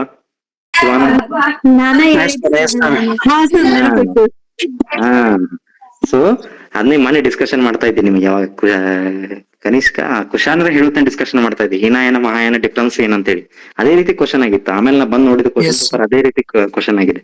ಸೊ ಈ ರೀತಿ ನಾ ಏನ್ ಹೇಳ್ತೀನಿ ನೋಡಿ ಈಗ ಲಾಸ್ಟ್ ಮಿನಿಟ್ ಹೇಳ್ಬಿಡ್ತೀನಿ ಒಂದ್ಸರಿ ಕ್ವಶನ್ ಎಲ್ಲ ಆಯ್ತು ಯಾವ ರೀತಿ ರೆಡಿ ಆಗ್ಬೇಕಂತ ಹೇಳ್ಬಿಡ್ತೀನಿ ಕೇಳ್ಕೊಳ್ಳಿ. ಅದ್ರ ಅಲ್ಲಿ ಮೊದ್ಲು ಹೇಳಿದ ಪಾಯಿಂಟ್ಸ್ ಇನ್ಕ್ಲೂಡಿಂಗ್ ಮಾಡ್ಕೊಳ್ಳಿ, ಇಲ್ಲಿ ನಾನು ಹೇಳೋದು ನೆಕ್ಸ್ಟ್ ಏನಿದೆ ಅದನ್ನು ಇನ್ಕ್ಲೂಡಿಂಗ್ ಮಾಡ್ಕೊಳ್ಳಿ. ಸೊ ಒಂದನೇದು ಬುದ್ಧಿಸಂ ಮತ್ತು ಜೈನಿಸಂ ಬಗ್ಗೆ ಬಹಳ ಇಂಪಾರ್ಟೆಂಟ್ ಆಗಿ ಕ್ವಶನ್ ಕೇಳ್ತಾರೆ, ಯಾಕಂದ್ರೆ ಅದು ಫೇವರೆಟ್ ಟಾಪಿಕ್ಸ್ ಎಲ್ಲ ಸರ್ವಿಸ್ ಕಮಿಷನ್ಸ್ ಹಿಂಗಾಗಿ ಇದನ್ನ ಕೇಳ್ತಾರೆ. ಈ ಸಲ ಬುದ್ಧಿಸಂ ಕೇಳಿದ್ದಾರೆ, ಇಲ್ಲಿ ನೆಕ್ಸ್ಟ್ ಬೌದ್ಧ ಸಮ್ಮೇಳನ ಕೇಳಬಹುದು ಅಥವಾ ಜೈನಿಸಂ ಕೆಲವು ಪಂಥಗಳನ್ನ ಕೇಳಬಹುದು, ಮಹಾವೀರನ್ ಕೇಳಬಹುದು, ಜೈನ ಸಮ್ಮೇಳನ ಕೇಳಬಹುದು. I don't know, but Buddhism Jainism ಬಗ್ಗೆ ಅವ್ರು ಕೇಳ್ತಾರೆ, ಅದ್ ನೀವು ಓದ್ಲೇಬೇಕು. ಪ್ರಯಾರಿಟಿ ಟಾಪಿಕ್ ನಾನು ಹೇಳಿದ್ದನ್ನ ಬರ್ಕೊಳ್ಳಿ ಕರೆಕ್ಟ್ ಆಗಿ. ಎಸ್, ನೆಕ್ಸ್ಟ್ ಏನ್ ಹೇಳಿದ್ದೇನೆ, ದಿಲ್ಲಿ ಸುಲ್ತಾನತ್ ಅದು ಮೊಘಲರದ್ದು, ಈ ಸಲ ಮೊಘಲರದ್ದು ಬರೋ ಸಾಧ್ಯತೆ ಇದೆ. ಆಮೇಲೆ ಈ ಸಲ ಒಮ್ಮೆ ಏನ್ ಮಾಡ್ಬೋದು ಗೊತ್ತಾ, ಅವರು ಪ್ರಾಚೀನ ಭಾರತಕ್ಕೆ ಜಿಗಿತಾರೆ ನೋಡಿ, ಗ್ಯಾರಂಟಿ ಹೇಳ್ತೇನೆ ನಾನು. ಪ್ರಾಚೀನ ಭಾರತ ಮತ್ತು ಕರ್ನಾಟಕ ಇತಿಹಾಸ ಕೇಳ್ತಾರೆ. ಈ ಸಲ ಕೇಳಿಲ್ಲ, ಇಲ್ಲಿ ಕೇಳ್ತಾರೆ, ನೋಡ್ಕೊಳ್ಳಿ ಬೇಕಾದ್ರೆ. ಹೇಳೋದು ಅರ್ಥ ಆಗ್ತದೇನಾ? ಓಕೆ, ಇಲ್ಲಿ ನೀವು ಏನ್ ನೋಡ್ಕೋಬೇಕು ಗೊತ್ತಾ, ನೀವು ಎಲ್ಲ ಪೂರ್ತಿ ಓದೋದಲ್ಲ, ಸುಧಾರಣೆಗಳನ್ನ ನೋಡ್ಬೇಕು, ಯಾವ ರಾಜ್ಯ ಏನ್ ಸುಧಾರಣೆ ಮಾಡಿದ್ರು. ಓಕೆ, ನಾ ಹೇಳಿದ್ನಲ್ಲ, ಸಾಹಿತಿ ಯಾನ ಆಸ್ಥಾನದಲ್ಲಿದ್ರು, ಮತ್ತೆ ಕಲೆ ಮತ್ತು ವಾಸ್ತುಶಿಲ್ಪ, ಈ 3 ಅಂಶಗಳನ್ನ ನೋಡ್ಕೊಂಡ್ಬಿಡಿ. ಓಕೆ, ಪ್ರಾಚೀನ ಕರ್ನಾಟಕ ಇತಿಹಾಸದಂತೂ ಅಗ್ದಿ ಸಿಂಪಲ್ ಆಗಿರೋ ನೋಟ್ಸ್ ಅನ್ನ ನಿಮ್ಗೆ ಹಾಕಿದೀವಿ, ಅದನ್ನ ನೋಡ್ಕೊಳ್ಳಿ. ಎಲ್ಲ ಟಾಪಿಕ್ಸ್ ನೋಡ್ಕೊಳ್ಳಿ, ಯಾವ್ದು ಬಿಡ್ಬೇಡಿ. ಓಕೆನಾ? ಅದ್ರ ಜೊತೆಗೇನೆ ಇಲ್ಲಿ ಮತ್ತೇನು ಹಿಸ್ಟ್ರಿಯಲ್ಲಿ ಇಂಪಾರ್ಟೆಂಟ್, ಮಾಡರ್ನ್ ಹಿಸ್ಟ್ರಿ ಸರ್ ಹೇಳ್ತಾ ಇದ್ದಾರೆ ಸಿಂಹನ ಸರ್. ಇಲ್ಲಿ ನೋಡಿ ಇನ್ನೊಂದು ಕ್ವಶನ್ ಬಂದಿತ್ತು, ಇಲ್ಲಿ ಪಶ್ಚಿಮದ ಅವರ ಯಾರ್ದು ಯುರೋಪಿಯನ್ನರ ವಸಾಹತುಗಳ ಏನೋ ಕೇಳಿದ್ರು ನೋಡಿ, ಅದು ಕ್ವಶನ್ ಹೌದೇನಪ್ಪ, ಅದು ಹಂಗೆ ಏನೋ ಕ್ವಶನ್ ಇದೆ, ನಾನು ಕ್ವಶನ್ ನೋಡಿದೀನಿ ಅದು.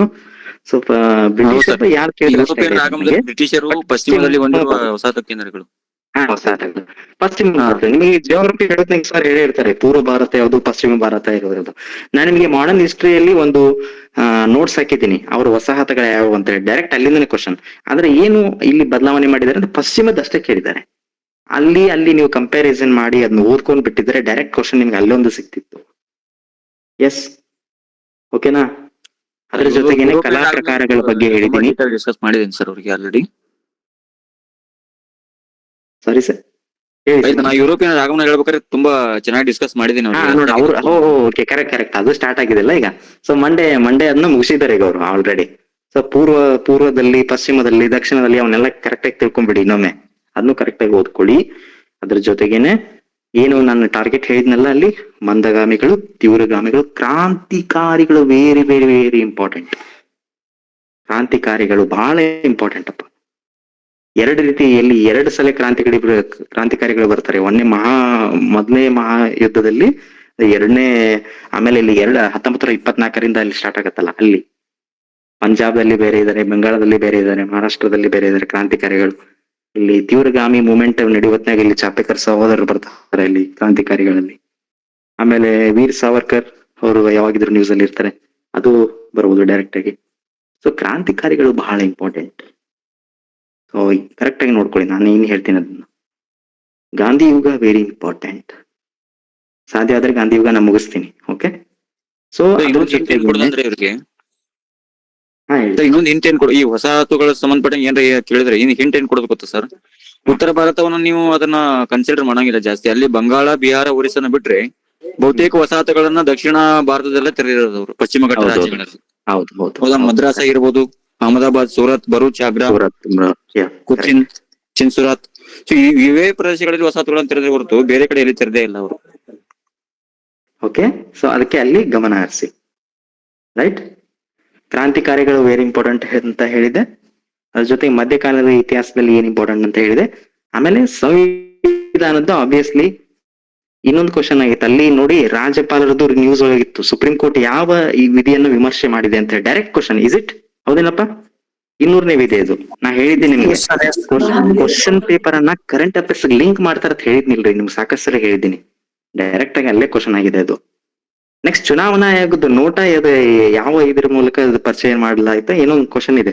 ಚುನಾವಣಾ ಆಯೋಗ ಬಹಳ ನ್ಯೂಸ್ ಅಲ್ಲಿ ಇತ್ತು, ಹಾ ಸರ್ ಕೇಳಿದ್ದೆ. ಹೌದಾ? ಈ ಸರಿ ಚುನಾವಣಾ ಆಯೋಗ ನ್ಯೂಸ್ ಅಲ್ಲಿ ಇದೆ, ಅದಕ್ಕೆ ಹೇಳಿದ್ದೆ. ಆಮೇಲೆ ಈ ಸರಿ ಉಪರಾಷ್ಟ್ರಪತಿ ಬಗ್ಗೆ ಬರ್ಬೋದು, ಯಾಕೆ ಉಪರಾಷ್ಟ್ರಪತಿ ನ್ಯೂಸ್ ಅಲ್ಲಿ ಇದೆ. ಸರ್ ಕೂಡ ನ್ಯೂಸ್ ಅಲ್ಲಿ ಇದೆ, ಸ್ವಲ್ಪ ನೋಡ್ಕೊಂಡು ಹೋಗಿ. ಸಾರಿ, ಸ್ನೇಹಿತರೆ. SIR. ಹಾ ಸರ್ ನ್ಯೂಸ್ ಅಲ್ಲಿ ಇದೆ ನೋಡಿ. SIR. ಸೊ ಅದಕ್ಕೆ ಹೇಳಿದೆ ನಿಮ್ಗೆ ನಾನು.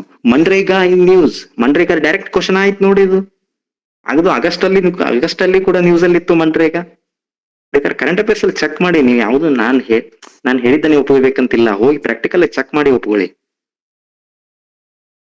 ಸೊ ನಾನ್ ಹೇಳೋ ಉದ್ದೇಶ, ನಮ್ಮ ಹೇಳಿದ ಟಾರ್ಗೆಟ್ 60 ಅರೌಂಡ್ ನಾವು ರೀಚ್ ಆಗಿದ್ದೀವಿ. ನಿಮ್ಮ ಕರ್ತವ್ಯ, ನೀವು ಓದಿದ್ರೆ ಆರಾಮಾಗಿ ಇಲ್ಲಿ ಕ್ವಾಲಿಫೈ ಆಗ್ತಾ ಇದೆ. ಓಕೆ, ಇದು ಹಿಸ್ಟ್ರಿ ಹೇಳಿದೆ, ನಾನು ಸಂವಿಧಾನದ ಹೇಳಿದೆ. ಉಪರಾಷ್ಟ್ರಪತಿನೂ ಕೂಡ ಬರಬಹುದು, ಸಾಧ್ಯತೆ ಹೆಚ್ಚಿದೆ. ಆಮೇಲೆ ಡೈರೆಕ್ಟ್ ಇಲ್ಲಿ ಸಂಸದೀಯ ಪ್ರಜಾಪ್ರಭುತ್ವ, ಪಾರ್ಲಿಮೆಂಟರಿ ಕ್ಯಾರೆಕ್ಟರಿಸ್ಟಿಕ್ಸೇ ಇತ್ತು ಅದು, ಅಲ್ಲಿ ಉತ್ತರದಾಯಿತ್ವ ಅಂತ ಅನ್ನೋದು. ಹೌದೇನಪ್ಪಾ? ಸೊ ಅದು ಕೂಡ ಕ್ವಶನ್ ಆಗಿದೆ ನೋಡಿ, ಅದು ನಿಮ್ಗೆ ನೋಟ್ಸು ಹಾಕಿದ್ದೀನಿ. ಪ್ಲಸ್ ಹೇಳ್ತದೆ ಸಂಸದೀಯ ಮಾದರಿಯ ಲಕ್ಷಣಗಳು, ರಾಷ್ಟ್ರಪತಿ ಮಾದರಿಯ ಲಕ್ಷಣಗಳು, ಸಾರಿ ಅಧ್ಯಕ್ಷ ಮಾದರಿಯ ಲಕ್ಷಣಗಳು, ಇನ್ ಹೇಳಿರ್ತಾರೆ. ಓಕೆ, ಸೊ ಅದು ಇಂಪಾರ್ಟೆಂಟ್, ಅದು ಆ topic important. Parliament is hole important ಅಮ್ಮ. ಪಾರ್ಲಿಮೆಂಟ್ ಅನ್ನೋದು ಬಹಳ ಇಂಪಾರ್ಟೆಂಟ್ ಚಾಪ್ಟರ್. ಮೂಲಭೂತ ಹಕ್ಕುಗಳು, ಕರ್ತವ್ಯಗಳು ಇನ್ನೂ ಕೇಳಿಲ್ಲ, ಅದು ಬರುತ್ತೆ. ಬೇಕಾದ್ರೆ ರಾಜನಿರ್ದೇಶಕ ತತ್ವಗಳು, ಫೇಕ್ ನ್ಯೂಸ್, ದ್ವೇಷ ಭಾಷಣ, ಅದು ಆಕ್ಟ್ ಆಗಿತ್ತು ಮೊನ್ನೆ. ಓಕೆ, ಅದು ನ್ಯೂಸ್ ಅಲ್ಲಿ ಇದೆ. ಆಮೇಲೆ GBA, greater Bengaluru authority news ಅಲ್ಲಿ ಇದೆ. ಸೊ ಅದು ಕರೆಂಟ್ ಅಫೇರ್ಸ್ ಅಲ್ಲಿ ಕರೆಂಟ್ ಅಫೇರ್ಸ್ ಜಿಗಿದೆ ನಾನು ಒಮ್ಮೆಗೆ ಅಲ್ಲೇ. ಆಮೇಲೆ ಕೆಲವೊಂದಿಷ್ಟು ಟರ್ಮ್ಸ್ ಇದೆ. ಬಿ ಸ್ಮೈಲ್ ಅಂತಕ್ಕಂಥದ್ದು ಬೆಂಗಳೂರಲ್ಲಿ. ಬಿ ಸ್ಮೈಲ್ ಅಂದ್ರೆ ಇನ್ಫ್ರಾಸ್ಟ್ರಕ್ಚರ್ ಗೆ, ಬೆಂಗಳೂರು ಸಂಬಂಧಪಟ್ಟ ಇನ್ಫ್ರಾಸ್ಟ್ರಕ್ಚರ್ ಡೆವಲಪ್ಮೆಂಟ್ ಯೋಜನೆ, ಅದು ನ್ಯೂಸ್ ಅಲ್ಲಿ ಇದೆ. ಖುಷಿ ಅಂತಕ್ಕಂಥ ಇನಿಷಿಯೇಟಿವ್ ಇದೆ, ಪೊಲೀಸ್ ಒಂದು ಸಂಬಂಧಪಟ್ಟಂತೆ ಒಂದು ಖುಷಿ ಅಂತಕ್ಕಂಥ ಇನಿಷಿಯೇಟಿವ್ ಇದೆ. ಪ್ರಾಜೆಕ್ಟ್ 75 ಅನ್ನೋದು ಯಾವ್ದೋ ಒಂದು BBMP ಏನೋ ಇದು ಮಾಡಿತ್ತು, ಅದು ಕೂಡ ನ್ಯೂಸ್ ಅಲ್ಲಿ ಇದೆ. ಇವೆಲ್ಲಾ ನ್ಯೂಸ್ ಅಲ್ಲಿ ಇದೆ, ಅದು ಎಲ್ಲ ಬರೋ ಸಾಧ್ಯತೆ ಇದೆ, ಅದಕ್ಕೆ ಹೇಳ್ತಾ ಇದ್ದೀನಿ ನಾನು. ಓಕೆ ನೋಡಿ, ಕ್ವಾಂಟಮ್ ಇದ್ರ ಬಗ್ಗೆ ಕೇಳಿದಾರೆ. ಹೌದಾ? ಕ್ವಾಂಟಮ್ ಏನೋ ಕೇಳಿದಾರೆ ನೋಡಿ, ಅದು ಎಲ್ಲಿ ಇದು ಇತ್ತು? ಅದು ಬೆಂಗಳೂರು ಡೈರೆಕ್ಟ್ ಕ್ವಶನ್. ಅದು ಅಕ್ಟೋಬರ್ ಸೆಪ್ಟೆಂಬರ್ ಅಲ್ಲಿ. ಕ್ವಾಂಟಮ್ನಾಗ ಎಲ್ಲಿ ಸ್ಥಾಪನೆ ಕ್ವಶನ್ ಅದು. ನಾ ಹೇಳಿದ ವೆಬ್ಸೈಟ್ ಇಂದಾನೆ ಬಂದಿತ್ತು, ನಾನು ನೋಡಿದ್ದೆ ಅದನ್ನ. ಸೊ ಹೇಳೋದಿಷ್ಟೇ, ಅದನ್ನ ಸ್ವಲ್ಪ ಕರೆಕ್ಟ್ ಆಗಿ ನೋಡ್ಕೊಳ್ಳಿ, ಆಯ್ತಾ? ನಿಮಗೆ ಮೊನ್ನೆ ಸಿಮನ ಸರ್ ಒಂದು ಡ್ರೈವ್ ಅನ್ನ ಶೇರ್ ಮಾಡಿದ್ದಾರಪ್ಪ ಸ್ಕೀಮ್ಸ್ ಬಗ್ಗೆ. ನಾನು ಸ್ಕೀಮ್ಸ್ ಪದೇ ನಿಮ್ ಸಿಲೆಬಸ್ ಓರಿಯಂಟೇಶನ್ ಅಲ್ಲೇ ಹೇಳಿದ್ದೆ, with previous question paper example ಮೂಲಕ. ಓಕೆ, ಅದು ಡೈರೆಕ್ಟ್ ಆಗಿ ಬಂದಿದೆ. ಹೇಳಿದೆ ಆಗಲೇ, ಕ್ಷೀರ ಭಾಗ್ಯ, ಅನ್ನ ಭಾಗ್ಯ, ಅಲ್ಲಿಂದ ಆಗಿರ್ಬೋದು. ಆಶಾ ಕಿರಣ, ಇದಕ್ಕೆ ಒಂದು UNO ಇಂದ ಮಾನ್ಯತೆ ಸಿಕ್ಕಿದೆ. ಆಶಾ ಕಿರಣ ಯೋಜನೆಗೆ UNO ಇಂದ ಮಾನ್ಯತೆ, ಅದಕ್ಕೆ ಡೈರೆಕ್ಟ್ ಆಗಿ ಕ್ವಶನ್ ಆಗ್ಬೋದು ಈ ಸರಿ. ಜುಲೈ 2ನೇ ತಾರೀಕು ಇತ್ತು ನೋಡಿ, UNO ಮಾನ್ಯತೆ ಪಡೆದಿದೆ. ಬೇಕಾದ್ರೆ ಕರೆಂಟ್ ಅಫೇರ್ಸ್ ಅಲ್ಲಿ ಓದಿ, ಅದು ಕೂಡ ಡೈರೆಕ್ಟ್ ಆಗಿ ಕೇಳುವ ಸಾಧ್ಯತೆ ಇದೆ. ಆಮೇಲೆ ಗ್ರಾಮೀಣ ಸಂಬಂಧಪಟ್ಟ ಮನ್ರೇಗಾ ಬಂದಿತ್ತು, ಈ ಸಲ ಬೇರೆ ಬರ್ಬೋದು. ವಸತಿ ಯೋಜನೆಗಳನ್ನ ನೋಡ್ಕೊಳ್ಳಿ, ಅರಿವು ಯೋಜನೆ ನೋಡ್ಕೊಳ್ಳಿ, ಕೂಸಿನ ಮನೆ ನೋಡ್ಕೊಳ್ಳಿ, ಇವೆಲ್ಲ ಇಂಪಾರ್ಟೆಂಟ್ ರೀ. ಓಕೆ, ಗ್ರಾಮ ಸಭೆ, ಗ್ರಾಮ ಪಂಚಾಯತ್ ವೆರಿ ಇಂಪಾರ್ಟೆಂಟ್. ಓಕೆ, ಅದು ಕೂಡ ಇವುಗಳನ್ನ ಸ್ವಲ್ಪ ಜಾಸ್ತಿ ನೋಡ್ಕೊಳ್ಳಿ. ಅದ್ರ ಜೊತೆಗೇನೆ ಮತ್ತೇನ್ ಬಿಟ್ವಿ?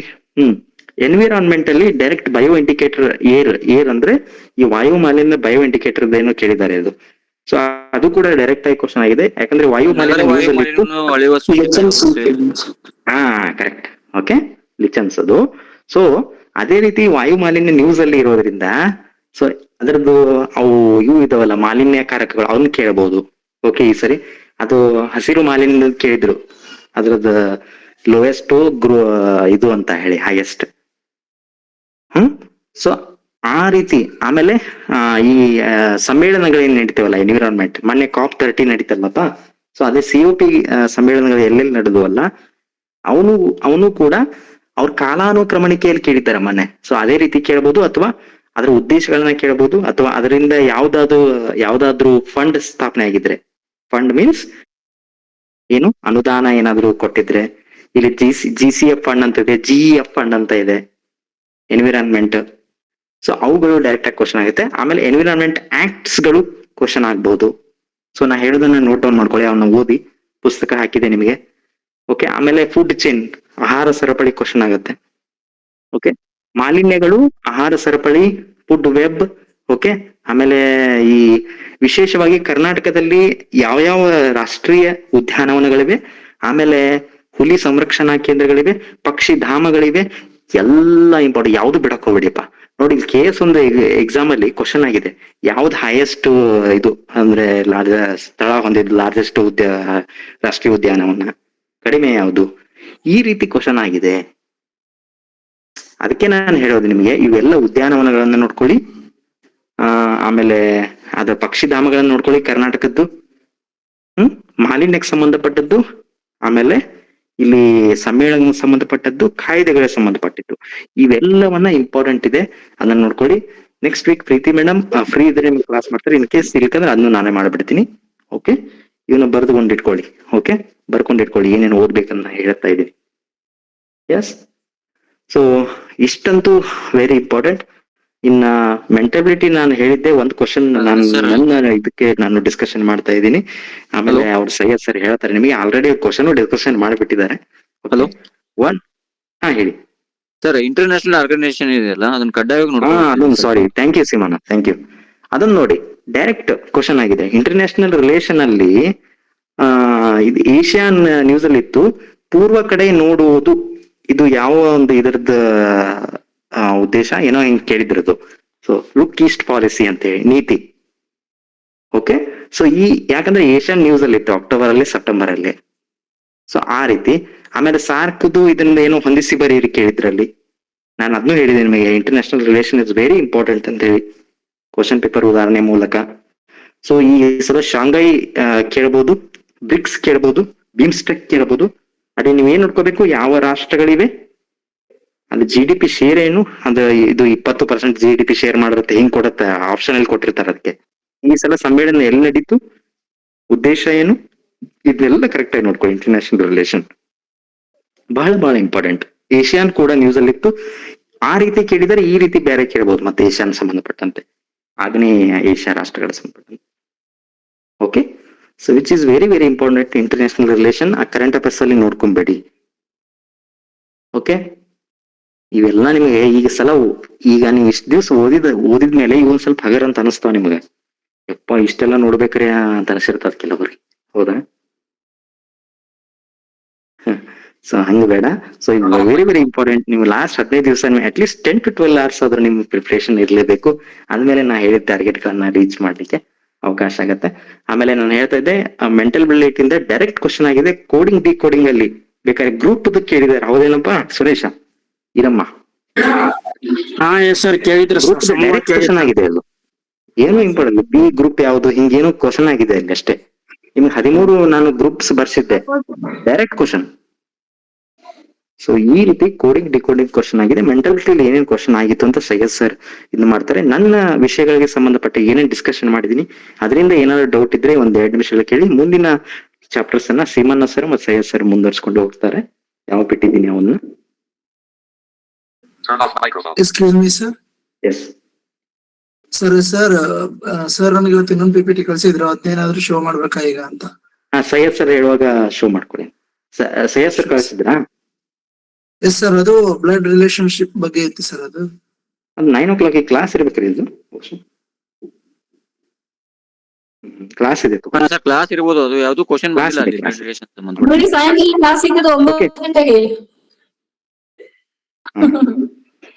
Okay, any doubt? ಇಕ್ರಾ ಯಾರಿಗಾದ್ರೂ ಡೌಟ್ ಇದ್ರೆ ಕೇಳಿಪ್ಪ. ನೆಕ್ಸ್ಟ್ ತಯಾರಿಗೆ ಸಂಬಂಧಪಟ್ಟದ್ದು ಈಗೇನ್ ಹೇಳಿದೆ ನಾನು ಅದರಿಂದ ಏನು. ಓಕೆ, ಒಂದು ಅಭಿಪ್ರಾಯ ಹೇಳ್ತೀರಾ ಯಾರಾದ್ರೂ? ಬೇಡ, ಸೀಮಾನು ಸರ್ ಮುಗಿಲ್ಲ, ಆಮೇಲೆ ಲಾಸ್ಟಿಗೆ ಕೇಳ್ಬಿಡ್ತೀನಿ. ಡೌಟ್ ಇರ್ಲಿಕ್ಕಂದ್ರೆ ಸೀಮಾನು ಸರ್ ಕೊಟ್ಬಿಡ್ತೀನಿ, ಅವರು ಮಾತಾಡಿ ನೆಕ್ಸ್ಟ್ ನಾವು ಏನ್ ಮಾಡ್ತೀವಿ. ಸ್ವಲ್ಪ ಕ್ವಶನ್ ಪೇಪರ್ ಯಾರ್ಯಾದ್ರು ಓದಳಕ್ ಆಗ್ಬೋದಾ? ಅಂದ್ರೆ ಕೆಲವೊಂದಿಷ್ಟು ಹೇಳಿಕೆಗಳಿದಾವಲ್ಲ, ಅವು ಅವ್ರು ಇದು ಮಾಡಿ. ಆಗಲೇ ನಾನು ಏನ್ ಮಾಡಿದ್ದೆ ಸೀಮಾನು ಸರ್, ಇದು ಒಂದು ಸ್ಲೈಡ್ಸ್ ಮಾಡ್ಸಕ್ ಹೇಳಿದೆ, ಸ್ಲೈಡ್ ಮಾಡಕ್ ಹೇಳಿದೆ ಅವ್ರಿಗೆ, ಹನುಮಂತವ್ರಿಗೆ ಮಾಡಿ. ಅವರು ಮುರಳಿಯವ್ರು ತೋರಿಸಿದ್ರು, ಸುಕನ್ಯಾ ಓದಿದ್ಲಾಗ್ಲೇ. ಸರ್ ಅದೇ ಹಂಗ್ ಮಾಡೋಕಿತ್ತು. ಅಂದ್ರೆ ನಮ್ಗೆ ಅಂದ್ರೆ ಕೆಲವೊಂದಿಷ್ಟು ಕ್ವಶನ್ಸ್ ಇದಾವಲ್ಲ ಸರ್, ಅವು ಸ್ಟೇಟ್ಮೆಂಟ್ ವೈಸ್ ಇದಾವೆ. ಹಂಗಾಗಿ ಅವ್ರಿಗೆ ಹೆಂಗೆ ಯಾವ ರೀತಿ ಕ್ವಶನ್ ಬರೀ ನೀವು ಹಂಗೆ ಹೇಳಿದ್ರು ಸಾಕು. ನಾನು ಮಾಡಿದ್ದೆ, ಒಂದು ಐಡಿಯಾ ಕೊಡಿ ಸರ್. ಹಲೋ ಸರ್, ಅದು ಸರ್ ಕಾಂಪಿಟೇಟರ್ಸ್ ಅಂದ್ರೆ ನಮ್ ಸ್ಟೂಡೆಂಟ್ಸ್ ಕಡೆ ಯಾರ ಕಡೆ ಆದ್ರೂ PDF ರೂಪದಲ್ಲಿ ಇದ್ರೆ ಸುಕನ್ಯಾ ಕಳಿಸಿ, ಸುಕನ್ಯಾ ಓದಿ. PDF ಕಳಿಸಿ, ಸುಕನ್ಯಾ ಓದಿ ಹೇಳ್ತಾರೆ ಸೈನ್ಸ್ ಅವರು ಸರ್ ಡಿಸ್ಕಷನ್. ಒಂದ್ 2-3 ಕ್ವಶನ್ ಸಾಕು. 2-3 ಕ್ವಶನ್ಸ್ ಅಷ್ಟೇ, ಎಲ್ಲ ಏನ್ ಬೇಡ ನನಗೆ. ಆಯ್ತಾ? ಹಲೋ ಹೇಳಿ ಸರ್ ಸರ್ ಹೇಳಿ. ಸರ್ ಈಗ ನಾ ಹೇಳ್ಬೋದಾ? ವರ್ಕ್ ಇದೆನಾ? ಆಯ್ತು, ನಿಮ್ ಸಹ್ಯಾಸ ಆದ್ಮೇಲೆ ಸಿಮನ್ ಅವ್ರ ಮೇಲೆ ಅಲ್ಲಿವರೆಗೆ ಕ್ವಶನ್ ಪೇಪರ್ ಕಳಿಸಿ, ಅವ್ರು ಸುಕನ್ಯಾ ಅವ್ರು ರೆಡಿ ಆಗಿ ಒಂದ್ 2-3 ಕ್ವಶನ್ ಸೈನ್ಸ್ ರೆಡಿ ಮೊಹಮ್ಮದ್ ಸ್ವಲ್ಪ ಕ್ವಶನ್ ಪೇಪರ್ ಕಳಿಸ್ರಿ.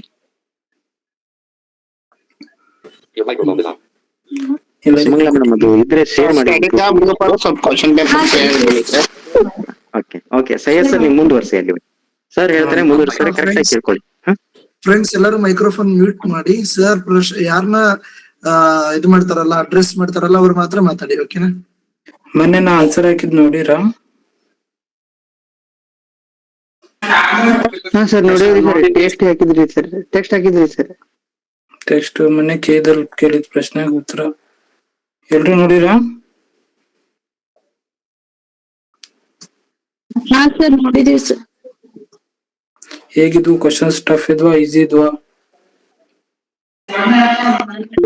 ಸರ್ ಈಜಿ ಇದೆಯಾ ಸರ್? ಈಸಿ ಇದ್ವಲ್ಲ? ಯಾವ ಟಫ್ ಇತ್ತು?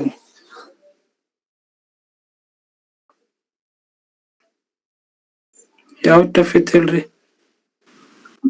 ಸರ್ ಅದು 12+12+12+ ಅಂತಿತ್ತಲ್ಲ ಅದು ಸರ್. ಅದು ಮತ್ತೆ ವೆನ್ ಡಯಾಗ್ರಾಮ್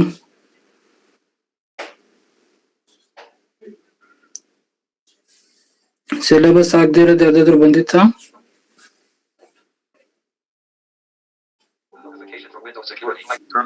ಮಾತಾಡಿ ಯಾರಾದ್ರೂ. ಪಂಚಾಕ್ಷರಿ ಯಾರಾದ್ರೂ ನೋಡಿರ್ತೀರಲ್ವಾ, ಇಕ್ರಾ ಅವರೆಲ್ಲ ಮಾತಾಡಿ. ಹೇಳ್ರಿ ಯಾವ್ದು ಬಂದಿದೆ? ಎಲ್ಲಾ ಸಿಲೆಬಸ್ ಕವರ್ ಆಗಿದೆ ತಾನೆ? ಸಿಲೆಬಸ್ ಆಗಿದ್ರೂ ಬಂದಿರೋದು. ಹಾ ಸರ್, ಸಿಲೆಬಸ್ ಆಗಿರೋದು. ಎಲ್ಲವೂ ಸಿಲೆಬಸ್ ಆಗಿದ್ದೇ ಐತ್ರಿ ಸರ್. ವೆನ್ ಡಯಾಗ್ರಾಮ್, ಕೋಡಿಂಗು ಎಲ್ಲ ಆಗಿದೆ. ಸೊ ಇಲ್ಲಿ ನಮ್ ಇದ್ರು KPC ಇದ್ರು ಇವ್ರು ಬಹಳ ಟಫ್ ಕೊಡಲ್ಲ ಪ್ರಶ್ನೆ. ಮೆಂಟಾಲಿಟಿ ಈಸಿನೇ ಕೊಡ್ತಾರೆ ಇವ್ರು. ನೀವು ಬಹಳ ಟಫ್ ಹಾರ್ಡ್ ಲೆವೆಲ್ ಓದಕ್ಕಿಲ್ಲ, ಬೇಸಿಕ್ ಸ್ವಲ್ಪ ಬರ್ಬೇಕು, ಅಷ್ಟಾದ್ರೂ ಕಲ್ತಿರ್ಬೇಕು ಮೆಂಟಾಲಿಟಿ. ಹೌದಾ? ಅಡ್ವಾನ್ಸ್ ಏನಾದ್ರು ಅದಾವ ಇಲ್ಲಿ? ಬೇಸಿಕ್ಸ್ ಕೇಳ್ಬಿಟ್ಟಾರ ಅವ್ರೆಲ್ಲ. ಈಗ ನೆಕ್ಸ್ಟ್ ಇದೇ ರೀತಿ ಕೇಳ್ತಾರೆ. ಯಾವ್ಯಾವ ಟಾಪಿಕ್ ಕೇಳ್ಬೋದು ಅಂತ ನೋಡಿ. ಗಡಿಯಾರ ಕೇಳ್ಬೋದು, ಕ್ಲಾಕು, ಕ್ಯಾಲೆಂಡರು, ಮತ್ತೆ ಟೈಮ್ ಅಂಡ್ ಸ್ಪೀಡ್ ಮೇಲೆ ಇದೆನಾ, ರೇಷಿಯೋ ಮೇಲೆ ಇದೆನಾ ಪ್ರಶ್ನೆ? ಅದು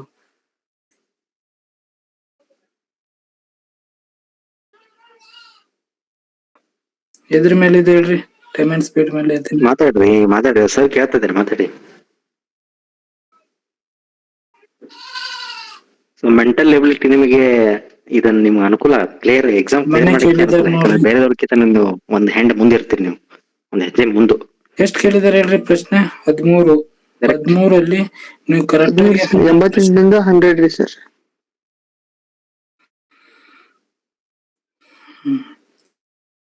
13 ಪ್ರಶ್ನೆಯಲ್ಲಿ ಎಷ್ಟು ಕರೆಕ್ಟ್ ಮಾಡ್ಬೋದು? ಆರಾಮಾಗಿ 10ರಿಂದ 11 ಕರೆಕ್ಟ್ ಮಾಡ್ಬೋದು. ನೀವು ಮಾಡಿದ್ರೆ ಇದು ಇವೆಲ್ಲ ಮಾರ್ಕ್ಸ್ ದಾನ ಮಾಡಿ ಬರ್ತೀರಿ, ನಿಮಗ್ ಬೇಡ ಅಂತ. ಹೌದಾ? ದಾನಿಗಳು ನಾವು ಅಂತ ಟಚ್ ಮಾಡಲ್ಲ, ಬೇಡ ಇದ್ರ ಸವಾಸ ಅಂತ. ಇದನ್ ಬಿಟ್ಟು ಓದಕಂದ್ರ ಆಯ್ತು. ಇದ್ಯಾಕೆ ತಲೆ ಕೆಡಿಸ್ಕೋಬೇಕು? ಹಾಗ್ ಮಾಡ್ಬೇಡ್ರಿ. ಈಸಿ ಇದಾವೆ ಪ್ರಶ್ನೆ, ಟ್ರೈ ಮಾಡಿ ಬರ್ರಿ. ಬೇಸಿಕ್ ಸ್ವಲ್ಪ ಓದ್ಕೊಂಡು ಪ್ರಾಕ್ಟೀಸ್ ಮಾಡ್ಕೊಂಡು ಹೋಗ್ರಿ ಎಲ್ಲಾ ಟಾಪಿಕ್ಸ್. ಅಡ್ವಾನ್ಸ್ ಬೇಡ. ನಿಮ್ಗೆ ಎಷ್ಟು ಅರ್ಥ ಆಗುತ್ತಲ್ಲ ಅಷ್ಟು ಮಾಡ್ಕೊಂಡು ಹೋಗ್ರಿ. ಏನೂ ಅರ್ಥ ಆಗಿಲ್ಲ ಅಂದ್ರೆ ಕೇಳ್ರಿ, ಆಯ್ತಾ? ಈಗ ನೋಡ್ರಿ ಏನೇನ್ ಬರ್ತಾವಂತ ಬರ್ಕರಿಬೇಕಾದ್ರೆ ಕ್ಯಾಲೆಂಡರ್, ಕ್ಲಾಕು, ಕೋಡಿಂಗ್ ಡಿಕೋಡಿಂಗ್ ಬರ್ತಾವು. ಆಮೇಲೆ ರೇಷಿಯೋ ಬೇಸಿಕ್ಸ್ ಇದು ಬರ್ಕರಿ. ಮತ್ತೆ time and speed, time and work, train ಮೇಲೆ ಬರ್ಬೋದು. ವೆನ್ ಡಯಾಗ್ರಾಮ್, ಸೊ ಇದು ಕೇಳಾಕತ್ತಾರೆ. ಹೋದ ವರ್ಷ ಈ ವರ್ಷ ವೆನ್ ಡಯಾಗ್ರಾಮ್. ಮತ್ತೆ ಇದು ಸಿಲೋಜಿಸಮ್, ಇದು ಕೇಳಿಲ್ಲ, ಕೇಳಬಹುದು. ಇನ್ಯಾವ್ದು ಉಳಿತು? ಇಷ್ಟ ಕೇಳ್ತಾರೆ. ಡೈರೆಕ್ಷನ್ ಮೇಲೆ ಇದ್ರ ಮೇಲೆ ಬರ್ತಾವ್ರಿ.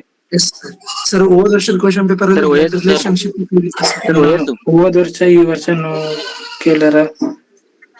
ವೈಯಕ್ತಿಕ ಸಂಬಂಧ ಸಮಸ್ಯೆಗಳು ವಯಸ್ಸ ಮೇಲೆ ಬರ್ತಾವ.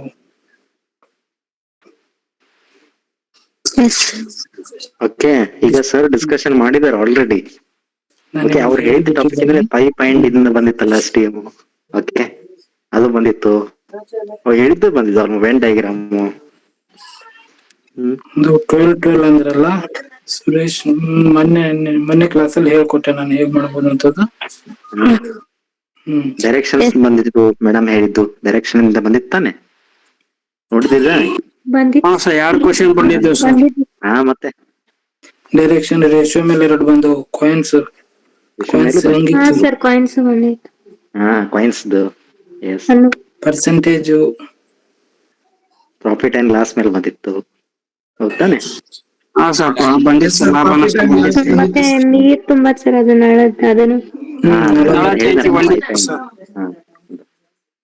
ಎಲ್ಲ ಈಸಿ ಕೊಟ್ಟಾರ. ನಳ ಮತ್ತೆ ಟ್ಯಾಂಕಿ ಎಲ್ಲ ಹೇಳಿದ್ದೆ ಬಂದಿದೆ, ಇಲ್ಲಿ ಬಿಟ್ಟು ಏನು ಬಂದಿಲ್ಲಪ್ಪ. ನೀವು ಅದನ್ನ ಕೇಳಿ ಡಿಸ್ಕಷನ್ ಮಾಡಿದ್ರೆ 13ರಲ್ಲಿ 8ರಿಂದ 10 ಅನ್ಕೊಳ್ಳಿ. ನಿಮ್ಗೆ ಬಹಳ ಕಡಿಮೆ ತಗೊಂಡ್ರು, ನಾನು 7 ತಗೋಬೇಕು. 7ರಿಂದ 8 ಆದ್ರೂ ಅನ್ಕೊಳ್ಳಿ. ಸೊ ಆರಾಮಾಗಿ ಮಾಡ್ಬೋದಾಗಿತ್ತು.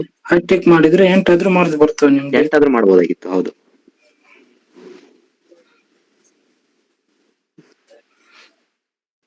ಓಕೆನಾ? ಅದನ್ನ ದಿಕ್ಸೂಚಿಯಾಗಿ ಇಟ್ಕೊಳ್ಳಿ. ಓಕೆ, ಈ 13 ಟಾಪಿಕ್ಸ್ ಏನಿದೆ ಮುಖ್ಯವಾಗಿ ಸರ್ ಹೇಳಿದ್ರು, ಅದನ್ನ ಕರೆಕ್ಟ್ ಆಗಿ ಓದಿ, ಡಿಸ್ಕಷನ್ ಮಾಡಿ. ನಿಮ್ಗೆ ಏನಾದ್ರು ಡೌಟ್ ಆದ್ರೆ ಮೆಂಟಬಿಲಿಟಿ ಸರ್ ಇದ್ದಾರೆ, ನಾವಿದ್ವಿ, ಕೇಳ್ಕೊಳ್ಳಿ. ಕಂಟಿನ್ಯೂ ಮಾಡ್ರಿ ನೀವು. ಓಕೆ ಇಲ್ಲ ಸರ್, ನೀವು ಇನ್ನೂ ಏನ್ ರೈತರು ಹೇಳ್ರಿ, ಪರವಾಗಿಲ್ಲ. ಏನ್ ಬೇಕಾದ್ರೆ ಹೇಳಿ ಸರ್ ಅವ್ರಿಗೆ. ಏನು ಹೇಳಿ ಸರ್, ಆಮೇಲೆ ಕ್ಲಾಸಲ್ಲಿ ಹೇಳ್ತೇನೆ ಬೇಕಾದ್ರೆ. ಓಕೆ, ಮತ್ತೆ ಕ್ಲಾಸ್ ಅಲ್ಲಿ ಹೇಳ್ತಾರೆ sir. Okay sir. Question paper discussion ಮಾಡಿದ್ ಕೇಳಿದ್ದೀರಾ? ಆಡಿಯೋ ಹಾಕಿದಿರಲ್ಲ, ಕೇಳಿದ್ದೀರಾ ಅದನ್ನ? ಸರ್ ಕೇಳಿದೀವಿ. ಸುರೇಶ್ ಒಬ್ನೇ ಕೇಳಿದಾನ, ಉಳಿದವ್ರು ಯಾರು ಕೇಳಿಲ್ವಾ?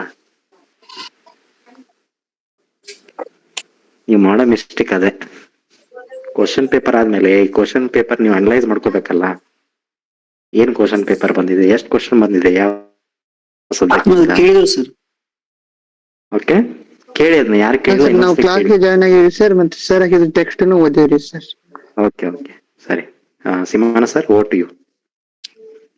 ಓಕೆ ಸ್ನೇಹಿತರೆ, ಎಲ್ರು ಕ್ವಶನ್ ಪೇಪರ್ ನೋಡಿದ್ರಿ, ಮತ್ತೆ ಎಲ್ರು ಡಿಸ್ಕಸ್ ಮಾಡಿದ್ರಿ. ಇದುವರೆಗೂ ತುಂಬಾ ಕುತೂಹಲಿಗಳಾಗಿದ್ರಿ ಅಂತ ಅನ್ಕೊಂಡಿದ್ದೀನಿ. ನಾನು ಕೂಡ ಈಗ ಡಿಸ್ಕಸ್ ಮಾಡಿರೋದು ಮೇನ್ ಆಗಿ ಸೈನ್ಸ್ ಅಂಡ್ ಜಿಯೋಗ್ರಫಿ. ಸೈನ್ಸ್ ಅಲ್ಲಿ ನಾನು ಸೈನ್ಸ್ ಅಂಡ್ ಟೆಕ್ನಾಲಜಿ ಹೇಳಿದ್ದೆ, ಅಂಡ್ ಇಂಡಿಯನ್ ಜಿಯೋಗ್ರಫಿ ಕೂಡ ಕವರ್ ಮಾಡಿದ್ದೆ ಇಲ್ವಾ? ಆಗಿತ್ತು ಇಲ್ಲಪ್ಪ? ಆಗಿದ್ರಿ ಸರ್. ಆಯ್ತು. ಲಾಸ್ಟ್ ಹೋದ ಶುಕ್ರವಾರ ಶನಿವಾರ ಕ್ಲಾಸ್ ತಗೊಂಡೆ, ಗೊತ್ತಾ? 2 ಕ್ಲಾಸ್.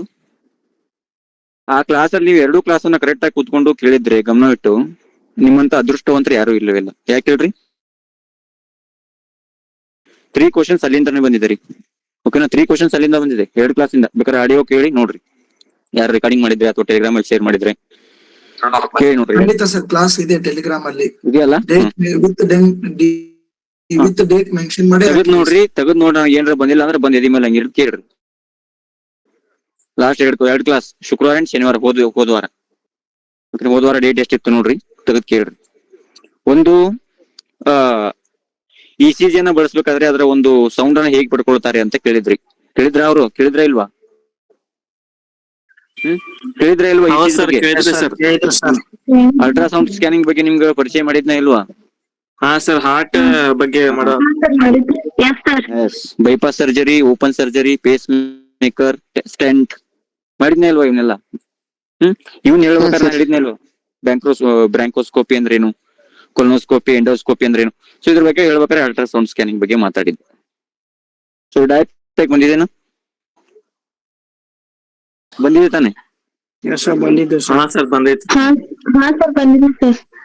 ನೋಡ್ರಿ, ಯಾವ ಮಟ್ಟಿಗೆ ಓದ್ಕೋಬೇಕು, ಅದನ್ನ ಯಾವ ರೀತಿ ಅನಲೈಸ್ ಮಾಡ್ಬೇಕು ನೋಡ್ರಿ. ಸೊ ಇನ್ನೊಂದು ಜಿಯೋಗ್ರಫಿ ಒಂದು ಡೈರೆಕ್ಟ್ ಕ್ವಶನ್ ಬಂದಿತ್ತು. ಯಾವುದು?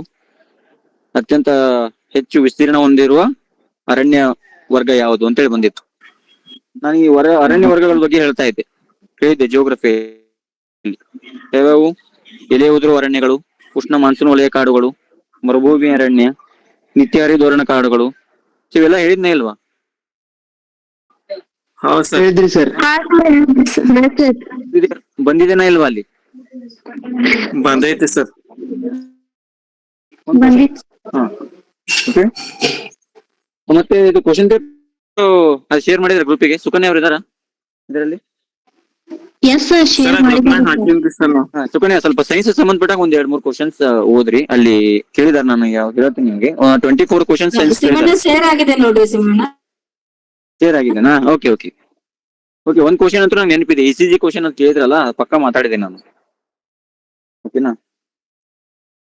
ಸುಕನ್ಯಾ ಸ್ವಲ್ಪ ಕ್ವಶನ್ ಪೇಪರ್ ರೀಡ್ ಔಟ್ ಮಾಡ್ರಿ. ಮತ್ತೆ ಇನ್ನೊಂದು, ನಾನು ಅಲ್ಲಿವರೆಗೆ ಅವ್ರ ಪಾಪ ನೋಡ್ಕೊಳ್ಳಿ. ನಾನು ಇನ್ನೊಂದು ಏನ್ ಹೇಳಕ್ ಇಷ್ಟಪಡ್ತೀನಿ ಗೊತ್ತಾ ಸ್ನೇಹಿತರೆ, ಈ ಹಲೋ ಜಿಯೋಗ್ರಫಿ. ಸರ್, ಕೇಳಿಸ್ತಿದೆ ಸರ್? ಹಾ ಕೇಳಿಸ್ತದೆ ಸುಕನ್ಯಾ, ಕೇಳಿಸ್ತದೆ. Excuse me sir. ಹಾ ಸರ್ ಹೇಳ್ರಿ 1 ಸೆಕೆಂಡ್. ಹೇಳ್ರಿ. ಸುಕನ್ಯಾ, ನಾನು ಸ್ಕ್ರೀನ್ ರಿಮೂವ್ ಮಾಡ್ತೀನಿ, ನೀವು ಸ್ಕ್ರೀನ್ ಶೇರ್ ಮಾಡ್ಕೊಂಡು ಆ ಪ್ರಶ್ನೆ ಓದ್ತೀರಾ? ಅಯ್ಯೋ, ನಂಗೆ ಸ್ಕ್ರೀನ್ ಶೇರ್ ಮಾಡಕ್ ಬರಲ್ಲ ಅಣ್ಣ. ಇಲ್ಲ ಪರವಾಗಿಲ್ಲ, ಹಂಗೆ ಓದಿ ಹೇಳ್ತದೆ ಅವ್ರ ಸ್ಕ್ರೀನ್. ಹಂಗೆ ಓದ್ರಿ ಆಯ್ತಾ? ಅದು ಶೇರ್ ಸರ್ ಈಗ ಕೇಳಿಸತ್ತ ಹಾ ಸರ್? ನನ್ಗೆ ಕೇಳಿಸ್ತಾ ಇದೆ ವಯಸ್ಸು, ಏನ್ ತೊಂದ್ರೆ ಇಲ್ಲ. ಕೇಳಿಸ್ತಾ ಇದೆ ರೀ, ವಯಸ್ಸೆಲ್ಲ ಕೇಳಿಸ್ತಾ ಇದೆ.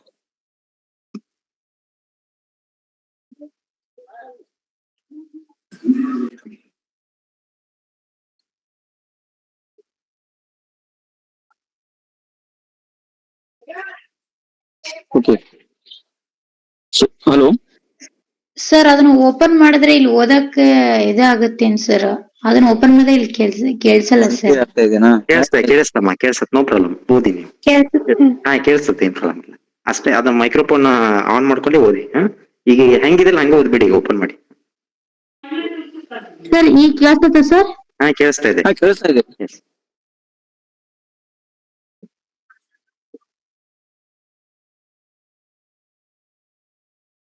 ಕೇಳಿಸ್ತಾ ಇದೆ, ಈಗ ಕೇಳಿಸ್ತಾ ಇಲ್ಲ ವಯಸ್ಸು. ಸರ್ ಅಂದ್ರೆ ಸರ್, ನಾನು ಅದನ್ನ PDF ಓಪನ್ ಮಾಡಿದ್ರೆ ಸರ್, ಇದು Open ನಾನ್ ಆಗ್ತಾ ಇಲ್ವಾ? ಮಾತಾಡೋದು ಕೇಳಿಸಲ್ಲ ಸರ್. ಹೌದಾ? ಓಕೆ ಓಕೆ ಓಕೆ, ನೀವೇ ಒಂದು ಕ್ವಶನ್ ಇದು ಮಾಡ್ಕೊಂಡೆ ಆಯ್ತಾಯ್ತು ಸುಧರ್ದಾತು, ಆಯ್ತು ಮಾತಾಡ್ತೀನಿ ಬಿಡಿ. ಈಗ ನಿಮ್ಗೆ ಸೈನ್ಸ್ ಕ್ವಶನ್ ಕೇಳಿದಾರಲ್ವಾ ಸ್ನೇಹಿತರೆ? ಈಗ ಸೈನ್ಸ್ ಕ್ವಶನ್ ಕೇಳಿದಾರೆ ಅಂದ ತಕ್ಷಣ ನೀವು ಈ ಸೈನ್ಸ್ ಅಲ್ಲಿ PhD ಮಾಡ್ಬೇಕಂತೇನು ಆ ಲೆವೆಲ್ ಏನ್ ಕ್ವಶನ್ ಕೇಳಿಲ್ಲ ಅವರು. ಓಕೆ, ಇದೇನು CET ಯಾವ ಬರ್ತಾವಲ್ಲಪ್ಪ, ನಂಗೂ ಗೊತ್ತಿಲ್ಲ ಅಷ್ಟು, ನಾನೇನ್ ಸೈನ್ಸ್ ಸ್ಟೂಡೆಂಟ್ ಅಲ್ಲ. ಸೊ ಆ ಎಕ್ಸಾಮ್ ಲೆವೆಲ್ ಗೆ ನಿಮ್ ಕ್ವಶನ್ ಕೇಳಿಲ್ಲ. ಜಸ್ಟ್ ನೀವು ಬೇಸಿಕ್ ಸೈನ್ಸ್ ಏನ್ ತಿಳ್ಕೊಂಡಿದಾರ ಕೇಳಿದ್ದಾರೆ. ಏನ್ ಕೇಳಿದಾರೆ ನೋಡ್ರಿ, ಅಂದ್ರೆ ಈ ಪಾತ್ರೆ ಕಪ್ಪು ಆಗುತ್ತಲ್ಲಪ್ಪ, ಪಾತ್ರೆ ಯಾಕೆ ಕಪ್ಪು ಆಗತ್ತೆ ಅಂತ ಕೇಳ್ತಾರೆ. ಯಾಕೆ ಕಪ್ಪು ಆಗತ್ತೆ ಪಾತ್ರೆ ಅಂದ್ರೆ, ಅವರು ಕೆಲವೊಂದಿಷ್ಟು ಆಪ್ಷನ್ಸ್ ಕೊಟ್ಟಿದ್ದಾರೆ ಅಲ್ಲಿ. ಆಹಾರ ಬೆಂದದೇ ಇರುವುದು, ಆಮೇಲೆ ಇಂಧನ ಸಂಪೂರ್ಣವಾಗಿ ದಹನವಾಗದೇ ಇರುವುದು, ಹಿಂಗೆ ಕೆಲವೊಂದಿಷ್ಟು ಆಪ್ಷನ್ಸ್ ಕೊಟ್ಟಿದ್ರು. ನೀವು ಯೋಚನೆ ಮಾಡಿದ್ರೆ ಆರಾಮಾಗಿ ಹಾಕ್ಬೋದಿತ್ತು. ಜಸ್ಟ್ ಬೇಸಿಕ್ ಅನ್ನ ನೀವು ತಿಳ್ಕೊಂಡ್ರೆ ಸಾಕು ಸೈನ್ಸ್ ಅಲ್ಲಿ. ನೀವೇನು ಅಡ್ವಾನ್ಸ್ ಲೆವೆಲ್ ಕೆಲವೊಂದಿಷ್ಟು ಕ್ವಶನ್ಸ್ ಗಳು ಕೇಳಿದ್ರು, ಇಲ್ಲ ಅಂತ ಅನ್ನಲ್ಲ. ಬಟ್ ಈ ಪಾತ್ರೆ ಎದಕ್ಕೆ ಕಪ್ಪು ಆಗ್ತದೆ ದಂಡೆಯಲ್ಲಿ ಅಂತಂದಾಗ, ನೀವು ಸಂಪೂರ್ಣವಾಗಿ ಇಂಧನ ಆಕ್ಸೈಡ್ಗಳನ್ನ ಬಿಡುಗಡೆ ಮಾಡುತ್ತೆ ಸರ್. ಏನ್ರಿ? ಹಲೋ ಸರ್, ಲೋಹಗಳು ಆಕ್ಸೈಡ್ ಅನ್ನು ಬಿಡುಗಡೆ ಮಾಡುತ್ತಲ್ಲ. ಓಕೆ, ಆಕ್ಸೈಡ್ ಅನ್ನ ಬಿಡುಗಡೆ ಮಾಡ್ತವೆ ಸರಿಯಾಗಿ. ಓಕೆನಾ? ಈಗ ನಾವೇನಾದ್ರೂ ಒಂದು ಒಲೆಯಲ್ಲಿ ಕಟ್ಟಿಗೆ ಹಾಕಿದ್ವಿ ಅಂತ ಇಟ್ಕೊಳ್ರಿ, ಹಾಕಿ ಇಂಧನವು ಸರಿ, ಅದರಲ್ಲಿ ಅಕ್ಕಿ ಹಾಕಿದ್ವಿ ಅಂತ ಇಟ್ಕೊಳ್ರಿ. ಅಕ್ಕಿ ಹಾಕಿದಂತ ಸಂದರ್ಭದಲ್ಲಿ ನೀವು ಸರಿಯಾಗಿ ಉರಿಯನ್ನು ಹಚ್ಚದೇ ಇದ್ರೆ ಅದು ಹೊಗೆ ಬಂದು ಮಸಿ ಆಗತ್ತೆ ಕೆಳಗಡೆ. ಮಸಿ ಆಗತ್ತೆ ಇಲ್ಲ ಕೆಳಗಡೆ ತುಂಬಾ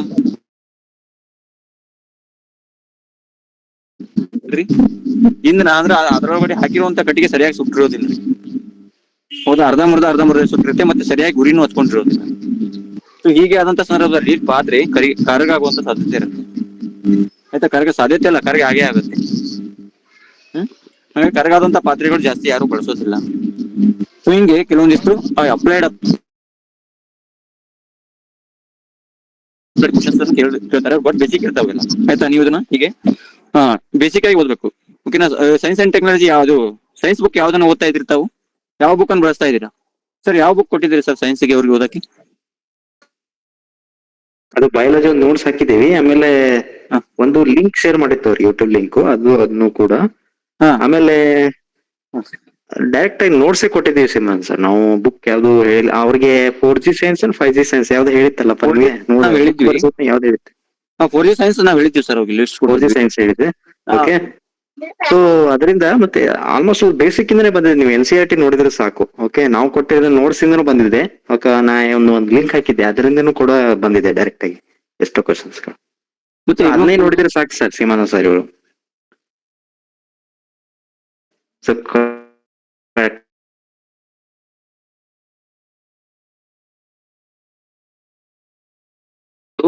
ಯಾರಾದ್ರೂ 4G ಸೈನ್ಸ್ ಏನಾದ್ರು ಬಳಸ್ತಾ ಇದ್ರಿ ಅಂತ ಇಟ್ಕೊಳ್ರಿ.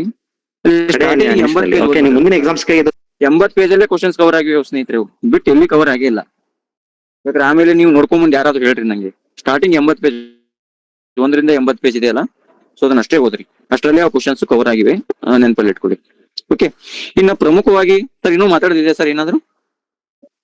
ಇಲ್ಲ, ಮಾತಾಡಿ ಸರ್, ನೀವು ಮಾತಾಡಿ. ಓಕೆ, ಏನಾದ್ರು ಹೇಳಿ ಸರ್, ಹಂಗೇನಿಲ್ಲ. ಇಲ್ಲ, ನಾನು ಹೇಳಿದ್ನಲ್ಲ ಸರ್ ನಿಮಗೆ ಒಂದು ಐಡಿಯಾಸ್ ಫೋರಮ್ ಅಂತಕ್ಕಂಥ ಯೂಟ್ಯೂಬ್ ಲಿಂಕ್ ಅನ್ನು ನಾನು ಶೇರ್ ಮಾಡಿದ್ದೆ. ಅಲ್ಲಿ ಸಂಜಯ್ ಸರ್ ಅಂತ ಒಬ್ರು ಲೆಸ್ ಮಾಡಿದ್ದಾರೆ. ಸೊ ಅಲ್ಲಿಂದ ಜಾಸ್ತಿ ಕ್ವಶನ್ ಬಂದಿದೆ ಅಲ್ಲಿ, ಮಸೂರಗಳ ಕುರಿತಾಗಿ ಆಗಿರ್ಬೋದು. ಓಕೆ, ಆಮೇಲೆ ನಿಮಗೆ ಸರ್ ಬೆಳಕು ಬಗ್ಗೆ ಡಿಸ್ಕಷನ್ ಮಾಡಿದ್ರು ನಮ್ ಕನ್ಕಲ್ ಸರ್, ಅಲ್ಲೂ ಒಂದಿಷ್ಟು ಕ್ವಶನ್ ಆಗಿದೆ. ಓಕೆ, ಆಮೇಲೆ ಮೀಟರ್ಸ್, ಅದು ಬಾರೋಮೀಟರ್, ಥರ್ಮೋಮೀಟರ್ ಅದು ಕೇಳಿದ್ರಲ್ಲಪ್ಪ, ಅದು ಹೊಂದಿಸಿ ಅದೇ ನಿಮಗೆ ಅದು ಬೇಸಿಕ್ ಅಗದಿ ಬೇಸಿಕ್ ನಿಮಗೆ ಅದು, ಹೌದಾ? ಅವರು ಬೇಸಿಕ್ ಆಗಿ ಕೇಳಿದ್ರೆ ಸರ್ ಹೇಳಿದಂಗೆ ಅನ್ವಯಿಕ ವಿಜ್ಞಾನ ಅಂಡ್ ಅಪ್ಲೈಡ್ ಸೈನ್ಸ್ ಅಂತ ಹೇಳ್ತೀವಿ, ಅಲ್ಲಿಂದ ಕೇಳಿದ್ದಾರೆ. ಆಮೇಲೆ ಸರ್ ಹೇಳಿದಂಗೆ 4G ಸೈನ್ಸ್ ಇಂದಾನೆ 80 ಪೇಜಸ್, ಅವ್ರು ಹೇಳಿದಂಗೆ ಕರೆಕ್ಟ್ ಇದೆ, 80 ಪೇಜಸ್ ಇಂದಾನೆ ಹೆಚ್ಚಾಗಿ ಕ್ವಶನ್ಸ್ ಬಂದಿದೆ ಇಲ್ಲಿ. ನೀವು ಯಾರಾದ್ರೂ ಆ ಬುಕ್ ಅನ್ನ ತೆಗೆದುಕೊಂಡಿದ್ರೆ. ಓಕೆ ಓಕೆ ಸರ್, ಮುಂದುವರಿಸಿ ಸರ್. ಓಕೆ, ಆ 80 ಪೇಜ್ ಅನ್ನು ತೆಗೆದುಕೊಂಡ್ರೆ ಸಾಕು ನೀವು. ಓಕೆನಾ? ಸೊ ಅಷ್ಟಾಗಿ ಕೇಳಿದ್ದಾರೆ. ಆಮೇಲೆ ಕಣ್ಣಿಗೆ ಸಂಬಂಧಪಟ್ಟಂತೆ ಸ್ವಲ್ಪ ಬೆಳಕು ಯಾವ ಭಾಗದಲ್ಲಿ ಬೀಳುತ್ತೆ ಏನು ಅಂತೇಳಿ ಇದು ಮಾಡಿದ್ದಾರೆ. ನಮ್ ಬೆಳಕು ಯಾವಾಗ್ಲೂ ನಮ್ಗೆ ಒಂದು ವಸ್ತುವನ್ನ ಇದು ವಕ್ರೀಭವನ ಆಗುತ್ತೆ. ಸೊ ವಕ್ರೀಭವನ ಅಂದ್ರೆ ಏನು? ವಕ್ರೀಭವನ ಅಂದ್ರೆ ಏನ್ರಿ? ಈಗೆಲ್ಲ ಬೆಳಕು ಚಾಪ್ಟರ್ ಅನ್ನ ಕೇಳಿದಿರಿ ಯಾರು ಎಲ್ಲರೂ. ಏನು ವಕ್ರೀಭವನ ಅಂದ್ರೆ ಏನು ಹೇಳ್ರಿ? ವಕ್ರೀಭವನ ಅಂದ್ರೆ ಏನು? ಒಂದು ಗ್ಲಾಸ್ ಅಲ್ಲಿ ನೀರ್ ಹಾಕ್ಬಿಟ್ಟು ಉದಾಹರಣೆ ಹೇಳ್ಬೇಡ್ರಿ, ನೀವು ಜಸ್ಟ್ ವಕ್ರೀಭವನ ಅಂದ್ರೆ ಏನಷ್ಟೇ ಹೇಳ್ರಿ ನಂಗ. ವಕ್ರೀಭವನ ಅಂದ್ರೆ ಬೆಳಕು ಬೆಂಡ್ ಆಗೋದ್ರಿ. ಓಕೆನಾ? ನಮ್ ನೇರವಾಗಿ ಯಾವುದೇ ಒಂದು ವಸ್ತುವನ್ನು ನೋಡ್ಬೇಕಾದ್ರೆ ಆ ವಸ್ತು ನಮ್ಗೆ ಕಾಣತ್ತಲ್ಲ, ಕಾಣ್ಬೇಕಾದ್ರೆ ಬೆಳಕ್ ಬೇಕು. ಆ ಬೆಳಕ್ ನಮ್ಗೆ ವಸ್ತು ಕಾಣ್ಬೇಕಾದ್ರೆ ಹಿಂಗ್ ಬೆಂಡ್ ಆಗತ್ತೆ. ಬೆಂಡ್ ಆಗಿ ನಮ್ಮ ಕಣ್ಣಿನ ರೆಟಿನಾದ ಮುಂಭಾಗದಲ್ಲಿ ಬೀಳುತ್ತೆ. ಸೊ ಹಂಗಾಗಿ ಆ ವಸ್ತು ನಿಮಗೆ ನಿಶ್ಚಲವಾಗಿ ಕಾಣುತ್ತೆ. ರೆಟಿನಾದ ಹಿಂಭಾಗದಲ್ಲಿ ಬಿದ್ರೆ ಅವ್ರಿಗೆ ಏನಂತಾರೆ? ದೂರದೃಷ್ಟಿ ದೋಷವನ್ನು ಹೊಂದಿದವರು ಅಂತಾರೆ. ಹೌದಾ ಇಲ್ವಾ? ಹೇಳಿದಾರ ಇಲ್ವಾ ಇವನ್ನೆಲ್ಲ? ಸರ್ ಕಂದಗಲ್ಲ ಸರ್ ಹೇಳಿದಾರಲ್ಲಪ್ಪ, ಕ್ಲಾಸ್ ಕೇಳಿಬೇಕಾದ್ರೆ ನೀವು ಇನ್ನೊಮ್ಮೆ ಹೋಗಿ, ನಾನೇ ಕೇಳಿದ್ದೀನಿ ಅದು ಒಂದ್ಸಲ. ಕನಗಲ್ ಸರ್ ಹೇಳಿದಾರೆ ನೋಡಿ, ಒಂದ್ಸಲ ಕೇಳಿ. ಹೇಳಿದ್ದಾರೆ ಸರ್, ಹೇಳಿದ್ದಾರೆ. ನೀವು ಬೆಳಕು ಚಾಪ್ಟರ್ ನ ಮಿಸ್ ಮಾಡೋಂಗಿಲ್ಲ ಸೈನ್ಸ್ ಅಲ್ಲಿ. ನೀವು ಬೆಳಕು ಚಾಪ್ಟರ್ ಮಿಸ್ ಮಾಡಿದ್ರೆ ನೀವು ಒಂದು ಕ್ವಶನ್ ಕಳ್ಕೊತೀರಿ. ಎವ್ರಿ ಚಾಪ್ಟರ್, ಎವ್ರಿ ಎಕ್ಸಾಮ್ ನೋಡ್ರಿ, ನೀವೆಲ್ಲ ಎಕ್ಸಾಮ್ ವಿಒ ಆಗಿರ್ಬೋದು, PDO ಆಗಿರ್ಬೋದು, ಮನೆ ಯಾವ್ದು ಸಿವಿಲ್ ಕೋರ್ಟ್ ಅಲ್ಲಿ ಒಂದು ಕೇಳಿದ್ರು. ಸೊ ಈಗ ಹಲವಾರು ಕ್ವಶನ್ಸ್ ಅನ್ನ ಬೆಳಕು ಮೇಲೆ ಕೇಳ್ತಾನೆ ಬರ್ತಾರೆ. ಆಯ್ತಾ? ಸೊ ಅದನ್ನ ನೋಡ್ಕೊಡ್ರಿ. ಇನ್ನ ಹಲೋ ಸರ್. ಸರ್ ಅದ ಸೈನ್ಸ್ ಕ್ವಶನ್ ನಾ ಮೆಸೇಜ್ ಬಾಕ್ಸ್ ನ ಹಾಕಿನ್ ಸರ್, ಸುಕನ್ಯಾಕ ಓದಕ್ಕೆ ಸುಕನ್ಯಾ ಹಾಕಿದಾರ ಅಂತ ನೋಡ್ರಿ ಮೆಸೇಜ್ ನ. ಇಲ್ಲೇ sir Google meet message box ನ, ಗೂಗಲ್ ಮೀಟ್ ಮೆಸೇಜ್ ಬಾಕ್ಸ್ ಅಲ್ಲಿ ಹಾಕಿದಾರ ಅಂತ. ಬಂದಿಲ್ಲ, ಅವ್ರು ಬಂದು ಹೋಯ್ತ್ರಿ, ಬಂದು ಹೋಗ್ರಿ. ಆಯ್ತಾ? ಆಯ್ತಾ? ಎಲ್ಲ ಕೇಳ್ತಾರೆ. ಇಲ್ಲ ನಾ ಪಾತ್ರೆ ದಹಿಸುವುದು. ಮತ್ತೆ ಆಯ್ತು ಆಯ್ತು, ಮ್ಯೂಟ್ ಮಾಡ್ಕೊಡ್ರಿ. ಆಯ್ತು, ಈಗ ಒಂದು ಮೈಟ್ರೋಕಾಂಡ್ರಿಯಾ ಕುರಿತಾಗಿ ಕ್ವಶನ್ ಕೇಳಿದ್ರು, ಸ್ಟೇಟ್ಮೆಂಟ್ ವೈಸ್. ಹೌದಾ? ಮ್ಯೂಟ್ ಮಾಡ್ರಿ, ಎಲ್ಲ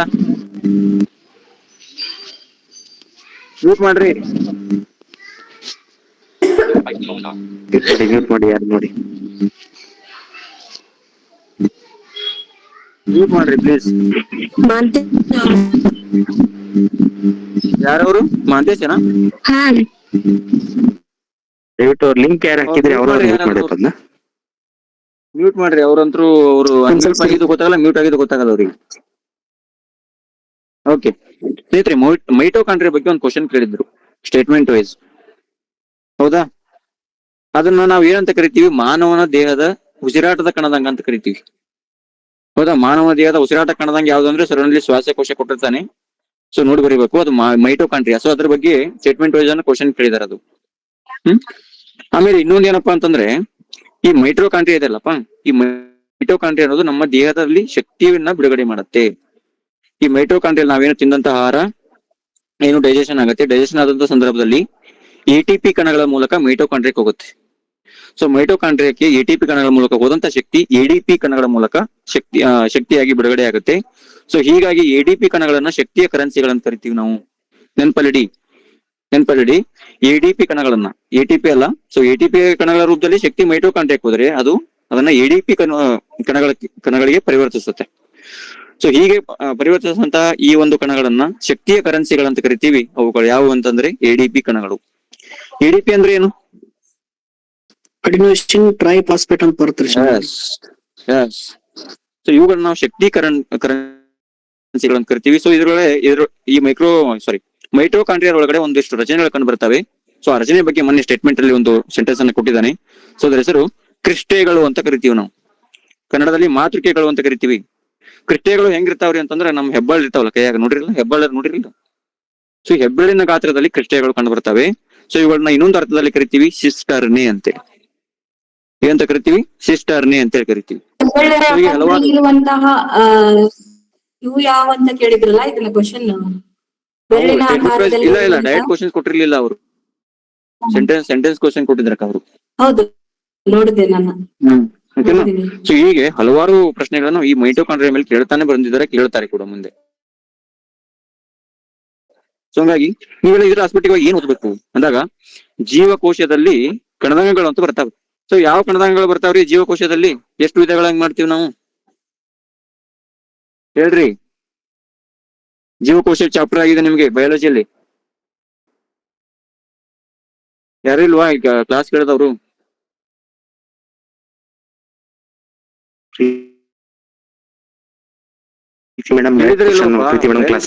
ಚಾಪ್ಟರ್ ಆಗಿದಾರ, ಕ್ಲಾಸ್ ಆಗಿದಾರ? ಎಷ್ಟು ವಿಧದ ಕಣಗಳು ಬರ್ತಾವ್ರಿ ಜೀವಕೋಶದಲ್ಲಿ? ಎಷ್ಟು ವಿಧದ ಕಣಗಳು ಬರ್ತಾವೆ? ಯಾವ್ಯಾವ ಹೇಳ್ರಿ? ಓಕೆ, 2 ವಿಧದ ಕಣಗಳು ಬರ್ತಾವೆ. ಒಂದು ಪೊರರಹಿತ ಕಣದಂಗಗಳು, ಇನ್ನೊಂದು ಪೊರೆಸಹಿತ ಕಣದಂಗಗಳು ಅಂತೇಳಿ. ಪೊರರಹಿತ ಕಣದಂಗಗಳು ಯಾವ ಈಗ ಹೇಳ್ರಿ? ಸೆಲ್ ವಾಲ್ ಅಂತ ಒಂದ್ ಬರ್ತೈತಿ ಸರ್. ಸೆಲ್ ವಾಲ್ ರಾಂಗಪ್ಪ ಅಲ್ಲ. ಪೊಡೆ ರಹಿತ ತಾನೆ ಸರ್. ಪೊರೆರಹಿತ ಅಂತ ಕೇಳ್ತಾ ಇದೀನಿ ನಾನು ಕೂಡ. Ribosome sir. ಕೋಶ ಭಿತ್ತಿ ಅಂತಾರಲ್ಲ. ರೈಬೋಸೋಮ್. ಇನ್ನೊಂದ್ರಿ ಕೋಶ ಭಿತ್ತಿ. ಯಾವ್ದ್ರಿ? ಗಾಲ್ಗಿ ಸಂಕೀರ್ಣ ಸರ್. ಗಾಲ್ಗಿ ಸಂಕೀರ್ಣ ಅಲ್ಲ. ಲೈಸೋಸೋಮ್ ಅಂತ ಬರ್ಬೋದು ಸರ್. ಅಲ್ಲ, ಲೈಸೋಸೋಮ್ ಅಲ್ರಿ. ಸೆಂಟ್ರಿ ಹೋಲ್ಸ್ ಅಂತ ಬರ್ತದೆ ನೋಡ್ರಿ. RC ಬುಕ್ ಅಂತ ನೆನ್ಪಿಡ್ರಿ. ಗಾಡಿಲಿ RC ಬುಕ್ ಇರುತ್ತೆ ಗೊತ್ತಾ? ಕೇಳಿರ್ತಾನೆ. RC book, licence, DL ಕೇಳಿರಲ್ವಾ?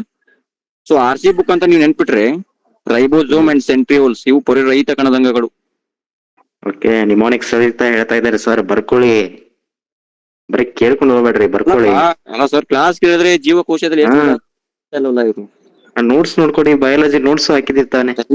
ನೋಡ್ರಿ, ನೀವು ಸೈನ್ಸ್ ಹೋಗ್ಬಿಟ್ರೆ ನೀವ್ ಯಾವತ್ತೂ ಎಕ್ಸಾಮ್ ಕ್ಲಿಯರ್ ಮಾಡಕ್ ಆಗಲ್ಲ. ನಾವ್ ಇದೇ GK ಮೇಲೆ ಕೂತ್ಕೋತೀನಿ, ಇದೇ ಹಿಸ್ಟ್ರಿ ಮೇಲೆ ಕೂತ್ಕೋತೀನಿ ಅಂದ್ರೆ ಆಗಲ್ಲ. ಓಕೆನಾ? ನಿಮ್ ಇಷ್ಟ. 100ಕ್ಕೆ 25 ಕ್ವಶನ್ ಸೈನ್ಸ್ ಬಂದಿದೆ, ಏನ್ ಮಾಡ್ತೀರಾ? ನಿಮ್ ಇಷ್ಟಪ್ಪ, ನಾನು ಏನ್ ಹೇಳಕ್ ಹೋಗಲ್ಲ. Sorry for that. ಬಯಾಲಜಿ ಒಂದೇ ಬೇಸಿಕ್ ಚಾಪ್ಟರ್ ಗೊತ್ತಿಲ್ಲ. ಜೀವಕೋಶ ಅಂದ್ರೆ ಅದ್ರಲ್ಲಿ ಯಾವ ಅಂತ ಗೊತ್ತಿಲ್ಲ ಅಂದ್ರೆ ನಿಮ್ಗೆ ಏನ್ ಮಾಡ್ಬೇಕ್ರಿ ಹೇಳ್ರಿ? ಈಗ ಪೊರೆಸಹಿತ ಕಣದಂಗಗಳು ಯಾವ ಬರ್ತಾವೆ? ಪೊರೆಸಹಿತ ಯಾವ ಬರ್ತಾವೆ ಹೇಳ್ರಿ? ಈಗ ನಾ ಹೇಳಿದ್ನಲ್ಲ, ಪೊರೆರಹಿತ ಆಯ್ತು. ಪೊರೆಸಹಿತ ಯಾವ ಬರ್ತಾವು ಹೇಳ್ರಿ? ಆಗಲ್ಲ ಯಾವ ಹೇಳಿದ್ರಲ್ಲ, ಲೈಸೋಸೋಮ್ ಅಂತ, ಗಾಲ್ಗಿ ಸಂಕೀರ್ಣ ಅಂತ ಹೇಳ್ರಿ. ಮತ್ತೆ ಯಾವ ಬರ್ತಾವು? ಇನ್ನೊಂದಿಷ್ಟು ಅದ ನೋಡು,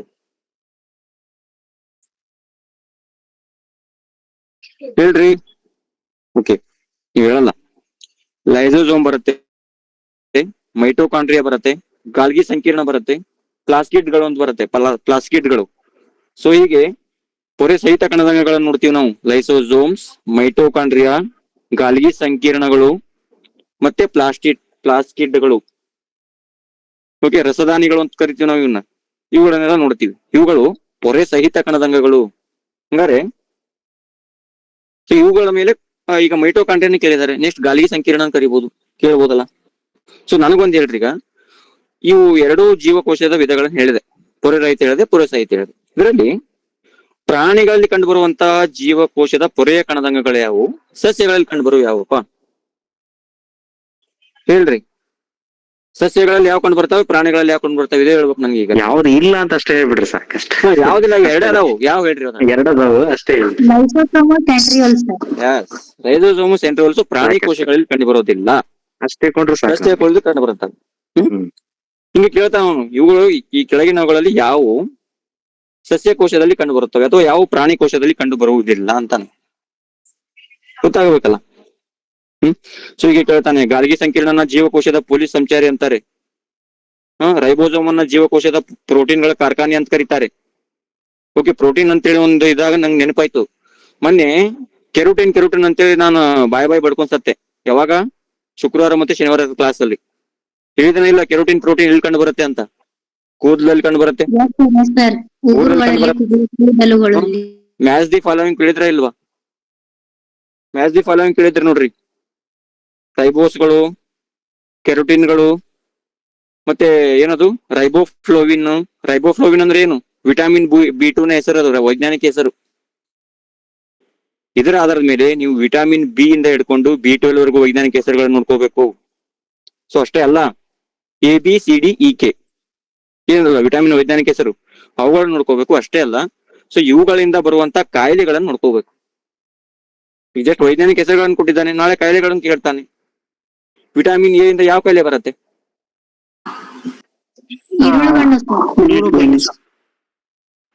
ಇರುಳುಗಣ. Okay, very good.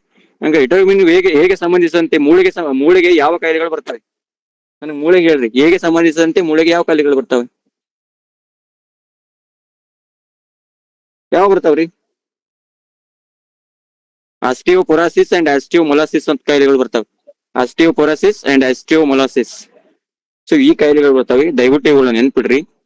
ಸೊ ಅಷ್ಟೇ ಅಲ್ಲ, ಬಯಾಲಜಿ ಸಂಬಂಧಪಟ್ಟಂಗೆ ನಿಮಗೇನಿಲ್ಲ, ಮಾನವನ ದೇಹದ ಪ್ರತಿಯೊಂದು ಅಂಗಾಂಗಗಳು, ಅವುಗಳ ರಚನೆ ಹೆಂಗಾಗಿದೆ, ಅವುಗಳಿಗೆ ಯಾವ ಕಾಯಿಲೆ ಬರ್ತಾವ, ಇಷ್ಟು ಗೊತ್ತಿದ್ರೆ ನಿಮ್ಗೊಂದು ಮಾರ್ಕ್ಸ್ ಬಂದಂಗ.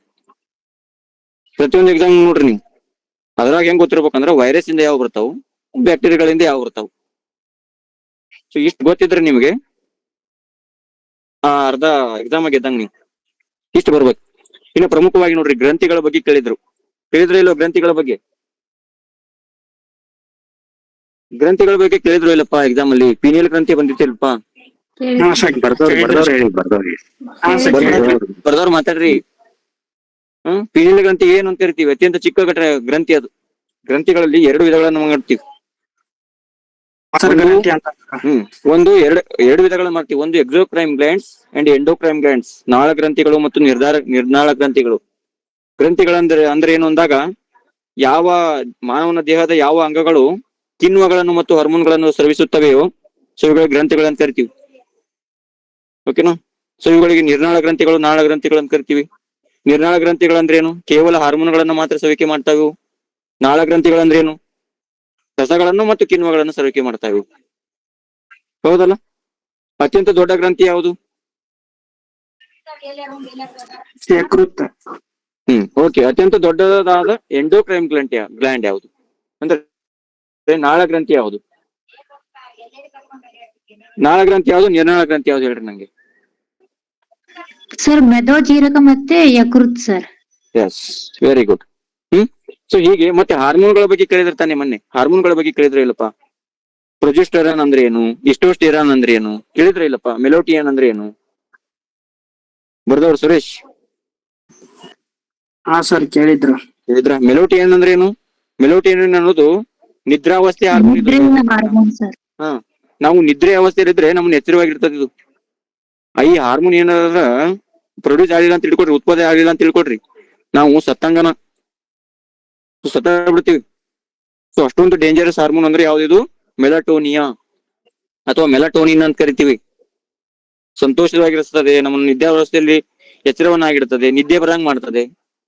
ಹೌದಾ? ಪ್ರೊಜೆಸ್ಟೆರಾನ್ ಅಂದ್ರೆ ಏನು? ಹೆಣ್ಮಕ್ಳ ಅಂಡಾಶಯದಲ್ಲಿ ಕಂಡು ಬರ್ತದೆ. ಇದು ಹೆಣ್ಮಕ್ಳ ಜನನಾಂಗದ ಹಾರ್ಮೋನ್ ಅಂತ ಕರಿತೀವಿ ಇದನ್ನ. ಅದಕ್ಕೆ ಹಿಸ್ಟೋಸ್ಟೆರಾನ್ ಅಂದ್ರೆ ಏನು? ಗಂಡು ಮಕ್ಕಳದ ಒಂದು ಯೂರಿಯಾನ್ಗಳಲ್ಲಿ ಬರ್ತದೆ. ಓಕೆ, ಯೂರಿಯಾನ್ಗಳಲ್ಲಿ ಬರ್ತದೆ. ಸೊ ಅವರ ಒಂದು ಜನನಾಂಗದ ಹಾರ್ಮೋನ್ ಯಾವ್ದು ಅಂದ್ರೆ ಹಿಸ್ಟೋಸ್ಟೆರಾನ್. ಸೊ ಹೀಗೆ ಹಲವಾರು ವಿಶೇಷತೆಗಳ ಬಗ್ಗೆ ಹಾರ್ಮೋನ್ಗಳು, ಗ್ರಂಥಿಗಳು ಸೊ ಅವು ಯಾವ ಗ್ರಂಥಿಗಳನ್ನ ಇದು ಮಾಡ್ತಾವು ಅವನ್ನೆಲ್ಲ ನೀವು ಓದ್ಕೋಬೇಕು. ಸೊ ಈಗ ನೀವು ಏನಾದ್ರು ಇವ್ನು ಓದ್ಲಿಲ್ಲ ಅಂದ್ರೆ ನೀವು ಆರಾಮಾಗಿ ಹೊರಗೆ ಬರ್ತೀರಿ. ಮೊನ್ನೆನೆ ಮಾತಾಡಿದೀನಿ ಮೆಲಾಟೋನಿಯನ್ ಹಾರ್ಮೋನ್ ಬಗ್ಗೆ. ಮೆಲಾನಿನ್ ಅಂದ್ರೆ ಏನು, ಮೆಲಾನಿನ್ ಚರ್ಮಕ್ಕೆ ಕಾರಣವಾಗಂತ ಹಾರ್ಮೋನ್, ಅದ್ರ ಬಗ್ಗೆನೂ ಮಾತಾಡಿದೀನಿ ಸೈನ್ಸ್ ಅಂಡ್ ಟೆಕ್ನಾಲಜಿಯಲ್ಲಿ. ನೆಕ್ಸ್ಟ್ ಈ ಸಲ ಬ್ರೈನ್ ಬಗ್ಗೆನೂ ಬರ್ಬೋದು. ಬ್ರೈನ್ ಬಗ್ಗೆ ಯಾರ ಕ್ವಶನ್ ಬಿಟ್ಟು ಬಂದ್ರೆ ನಿಮ್ನ ಯಾರು ಬಿಡಂಗಿಲ್ಲ, ಯಾಕಂದ್ರೆ 2 ದಿನ ನಿಮ್ ಮುಂದೆ ಹೊಯ್ಕೊಂಡಿನ ಬ್ರೈನ್ ಅಂತೇಳಿ. ಓಕೆನಾ, ಯಾರ ಬಿಟ್ಟು ಬಂದ್ರೆ ಬಿಡಂಗಿಲ್ಲ, ಎಲ್ಲ ಓದ್ಕೋರಿ. ಇದು ಅಮ್ನೇಷಿಯಾ ಅಂದ್ರೆ ಏನು, ಪರ್ಕಿನ್ಸನ್ ಅಂದ್ರೆ ಏನು. ಪರ್ಕಿನ್ಸನ್ ಅಂದ್ರೆ ಏನು, ಮೆದುಳನ್ನು ಬಾಧಿಸುವಂತ ಕಾಯಿಲೆ, ಇದು ಬಾಕ್ಸರ್ಸ್ ಬರ್ತದೆ. ಓಕೆ, ಸೊ ಇದಿಷ್ಟು ನಂದು ಬಯಾಲಜಿ ಕುರಿತು ಮತ್ತು ಫಿಸಿಕ್ಸ್ ಮತ್ತೆ ಕೆಮಿಸ್ಟ್ರಿ. ಕೆಮಿಸ್ಟ್ರಿ ಅಂದ್ರೆ ಎದಾಗ ಬರ್ತದೆ ಗೊತ್ತಾ, ಈ ಪಾತ್ರದ ಹೇಳಿದ್ನಲ್ಲ ನಾನಾಗ್ಲೇ. ಸೊ ಇನ್ನೊಂದು ಆಮ್ಲಗಳ ಬಗ್ಗೆ, ಆಮ್ಲದ ಸರ್ ಇನ್ನೊಂದು ಕ್ವಶನ್ ಇದೆ, ಈಗ ನೆನಪಾಯ್ತು. Okay, thank you sir, thank you ನೆನಪು ಇದು ಮಾಡಕ್ಕೆ ಥ್ಯಾಂಕ್ ಯು. ನೋಡ್ರಿ ಕೇಳಿದ್ರು ನೋಡ್ರಿ.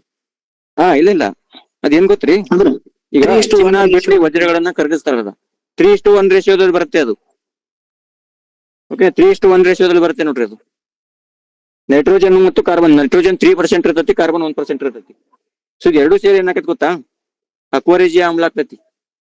ಸೊ ಈ ಅಕ್ವಾರೇಜಿಯಾ ಆಮ್ಲ ಅನ್ನೋದು ಎಲ್ಲಿ ಕಂಡು ಬರ್ತದೆ, ಸಾರಿ ಕಾರ್ಬನ್ ಹೈಡ್ರಾಕ್ಸೈಡ್ ಅಲ್ಲ ಅದು, ಇದು HCl ಹೈಡ್ರೋಕ್ಲೋರಿನ್ ಇದು ನಮ್ಮ ಹೊಟ್ಟೆ ಬಿಡುಗಡೆ ಆಗತ್ತಲ್ಲ ಹೈಡ್ರೋಕ್ಲೋರಿಕ್ ಆಮ್ಲ.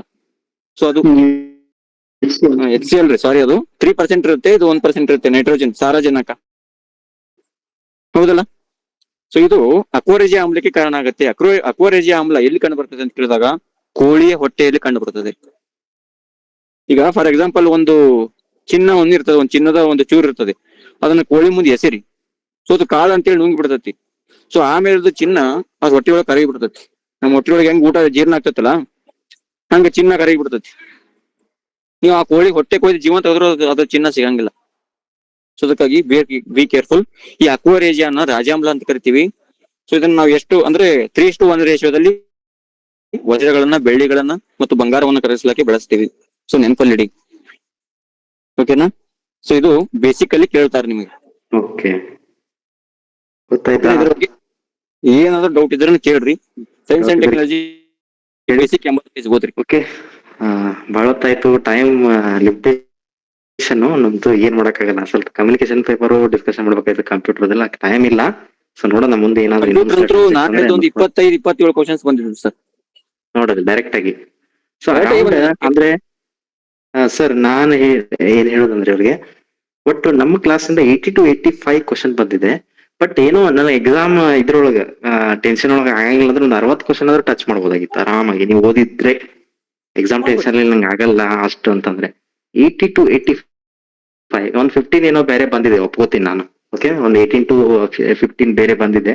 ಸೊ ಒಟ್ಟಾರೆಯಾಗಿ ನಾ ಎಕ್ಸಾಮ್ ಟೆನ್ಷನ್ ಅಲ್ಲಿ ಅಷ್ಟು ಓದಿರಂಗಿಲ್ಲ, ಗುರ್ತಾಗಲ್ಲ ಅಂದ್ರೆ 60 ಅರೌಂಡ್ ನೀವು ಟಚ್ ಮಾಡ್ಬೋದಾಗಿತ್ತು, ಒಟ್ಟಾರೆ ಅನಾಲಿಸಿಸ್ ಹೇಳೋದಾದ್ರೆ. ಮತ್ತೆ ಇನ್ನೊಂದು ಸರ್, ಜಿಯೋಗ್ರಫಿಯಲ್ಲಿ ಈಗ ಅರಣ್ಯಗಳ ಬಗ್ಗೆ ಕೇಳಿದಾನಲ್ಲ, ನೆಕ್ಸ್ಟ್ ನದಿ ವ್ಯವಸ್ಥೆ ಬಗ್ಗೆ ಕೇಳ್ತಾನೆ ಪಕ್ಕ. ನದಿ ವ್ಯವಸ್ಥೆ ಬಗ್ಗೆ ಕೇಳ್ತಾರೆ, ನದಿ ವ್ಯವಸ್ಥೆ, ಮಣ್ಣಿನ ಬಗ್ಗೆ ಕೇಳ್ಬೋದು. ಯಾವ ರಾಜ್ಯ ನೋಡಿ ಇಲ್ಲಿ ಹೇಳಿದ್ರಲ್ಲ ಸರ್, ಪೂರ್ವದಿಂದ ಪಶ್ಚಿಮಕ್ಕೆ ಹೆಂಗ್ ವಿಸ್ತರಣೆ ಮಾಡಿ ಬರೀಬೇಕಂತ. ಟೈಮ್ ಆಯ್ತು, ತುಂಬಾ ಪಾಪ ಕೆಲವರು ಹಾಸ್ಟೆಲ್ ಅಲ್ಲೇ ಇರ್ತಾರೆ ಪಾಪ, ಮತ್ತೆ ಅವರಿಗೆ ಸಮಸ್ಯೆ ಆಗ್ಬಾರ್ದು. ಆಯ್ತಾ, ಸ್ವಲ್ಪ ಇವನ್ನ ನೋಡ್ಕೊಡ್ರಿ. ಸೊ ಅದನ್ನ ನೋಡ್ಕೊಳ್ಳಿ. ಮಣ್ಣು ಯಾವ ಸ್ಟೇಟ್ ಇಂದ ಯಾವ ಸ್ಟೇಟ್ ಅದನ್ನ ನೋಡ್ಕೊಳ್ಳಿ ಸ್ವಲ್ಪ. ಅದು ಬಹಳ ಇಂಪಾರ್ಟೆಂಟ್ ರೀ.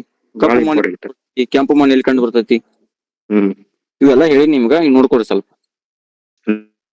ನೋಡಿ, ಸಂವಿಧಾನದ ಒಂದು ನಾನು ಬಿಟ್ಟ ಆಗಲೇ 263ನೇ ವಿಧಿ ಡೈರೆಕ್ಟ್ ಆಗಿ ಕೇಳಿದ್ರೆ ನೋಡ್ರಿ. ಇಂಟರ್ ಸ್ಟೇಟ್ ಕೌನ್ಸಿಲ್,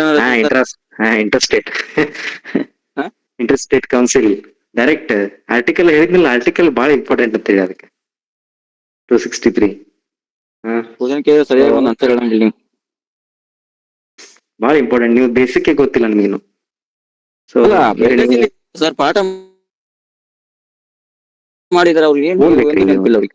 ಅದ್ರಲ್ಲಿ ಮಯಾಸಿಸ್ ಮತ್ತು ಅದು ಒಂದು ಕ್ವಶನ್ ಬೈತಾರೆ ಅಂತ ಅನ್ಕೋಬೇಡಿ, ದಯವಿಟ್ಟು ನಿಮ್ ಒಳ್ಳೇದಕ್ಕೋಸ್ಕರ ಬೇದಿದ್ರೆ ಈ ಕ್ಲಾಸ್ ಅಲ್ಲಿ ಸಾರಿ. ಸೊ ಬಟ್ ನಿಮ್ ಒಳ್ಳೇದಕ್ಕೆ ಹೇಳೋದು ನಾನು. ಇನ್ನು 15 ದಿವಸ ಇದೆ, ಕರೆಕ್ಟ್ ಆಗಿ ಓದಿ. ನಾನು ಏನ್ ಹೇಳಿದೀವಿ ಅಷ್ಟೇ ಓದಿದ್ರೆ ಸಾಕು ನೀವು. ಮಿಯಾಸಿಸ್ ಅಂತಂದ್ರೆ ಅದು ವಂಶದ ವಿಭಜನೆ ಬರುತ್ತೆ ನೋಡಿ, ಅದನ್ನ ಕೇಳಿದಾರೆ ನೋಡ್ರಿ. ಅದನ್ನ ಕೇಳಿದ್ದಾರೆ, ಜೀವಕೋಶದಲ್ಲೇ ಇದೆ ಅದಂತೂ ಫಸ್ಟ್ ಚಾಪ್ಟರ್ ಅಲ್ಲಿ. ಸೊ ಒಟ್ಟಾರೆ ಇದಿಷ್ಟು ಇವತ್ತಿನ ಕ್ಲಾಸ್ ಆಗಿತ್ತು. ನಮ್ ಜೊತೆಗೆ ನಮ್ಮ ಫ್ಯಾಕಲ್ಟೀಸ್ ಫ್ಯಾಕಲ್ಟೀಸ್ ಆಗಿರ್ತಂತ ಸೀಮಾನ ಸರ್, ಸೈಯದ್ ಸರ್ ಕೂಡ ಪಾಲ್ಗೊಂಡಿದ್ರು. ಪ್ರೀತಿ ಮೇಡಮ್ ಮತ್ತೆ ಜ್ಯೋತಿ ಮೇಡಮ್ ಅವರು ಅನಿವಾರ್ಯ ಕಾರಣದಿಂದ ಬಂದಿರಲಿಲ್ಲ. ಸೊ ಅದರ್ ಫ್ಯಾಕಲ್ಟೀಸ್ ಬಂದಿರಲಿಲ್ಲ, ಕ್ಷಮೆ ಇರಲಿ.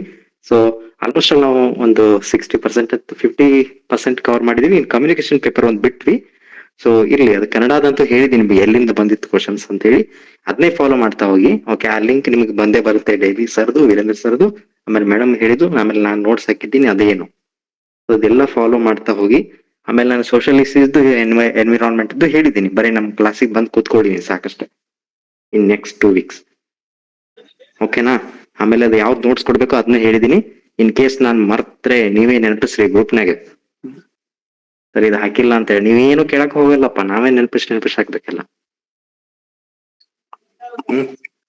ಸೊ ಒಟ್ಟಾರೆಯಾಗಿ ಒಂದಿಬ್ರು ನನಗೆ ಅಭಿಪ್ರಾಯ ಹೇಳಿ, ಏನ್ ಅನಿಸ್ತು ನಿಮಗೆ? ನಾವು ಹಾಕಿ ಕೊಟ್ಟ ಮಾರ್ಗ ಮತ್ತು ನಿಮಗೆ ಎಕ್ಸಾಮ್ ಅನಾಲಿಸಿಸ್ ಕೇಳಿ ಏನ್ ಅನಿಸ್ತು? ಒಂದ್ 2 ನಿಮಿಷದಲ್ಲಿ ಹೇಳ್ಬಿಡಿ, ಕನ್ಕ್ಲೂಷನ್ ಮಾಡ್ಬಿಡೋಣ. ಸರ್, ಒಂದ್ ನಿಮಿಷ ಸರ್. ಏನ್ ಗೊತ್ತಾ, ಹೇಳಿ ನಾನೇನಾದ್ರು ಅಂದಿದ್ದು ನಿಮ್ಗೆ ಮನ್ಸಿಗೆ ಹರ್ಟ್ ಆಗಿದ್ರೆ ಸಾರಿ ಫಾರ್ ದಟ್. ನಾನು ನನ್ನ ಉದ್ದೇಶ ಇಟ್ಕೊಂಡು ಹೇಳ್ತೇನೆ. ಬೇಸಿಕ್ ನಿಮ್ಗೆ ಗೊತ್ತಿಲ್ಲ ಅಂತ ನಂಗೆ ತುಂಬಾ ಬೇಜಾರು ಅನಿಸ್ತು. ನೀವು ಆನ್ಸರ್ ನಿಮ್ ಒಳ್ಳೇದಕ್ಕೋಸ್ಕರನೇ ಹೇಳೋದು. ಓಕೆ, ನಿಮ್ಗೆ ಅರ್ಥ ಆಯ್ತಲ್ಲ, ನೀವು ಎಲ್ಲಿ ಇದ್ದೀರಿ ಅಂತ ಅರ್ಥ ಆಯ್ತಲ್ಲ, ಅದನ್ನ ತಿಳ್ಕೊಳ್ಳಿ ಇನ್ಮೇಲೆ. ಆಯ್ತಾ? ನೀವೇನಾದ್ರು ನನ್ನ ಮೇಲೆ ಬೇಜಾರಿದ್ರೆ ನನಗೆ ಬೇರೆ ಫೋನ್ ಮಾಡಿ, ಬೇಡ ಅನ್ನಲ್ಲ ಆಯ್ತಾ? ಬೇಕಾದಂಗ್ ಬೇರೆ ನಿಮ್ ಒಳ್ಳೇದಕ್ಕೆ ಹೇಳೋದು ನಾವು, ನೀವು ಬೇದ್ರು ಪರವಾಗಿಲ್ಲ. ಆಯ್ತಾ? ಏನ್ ಬೇಜಾರಿಲ್ಲ ಆಯ್ತಾ? ದಯವಿಟ್ಟು ನನ್ನ ಬಗ್ಗೆ ಯಾರು ಏನು ಅನ್ಕೋಬೇಡ್ರಿ, ಆಯ್ತಾ? ಎಸ್. ಓಕೆ, ಒಂದಿಬ್ರು ವಿದ್ಯಾರ್ಥಿಗಳು ಓವರಾಲ್ ಆಗಿ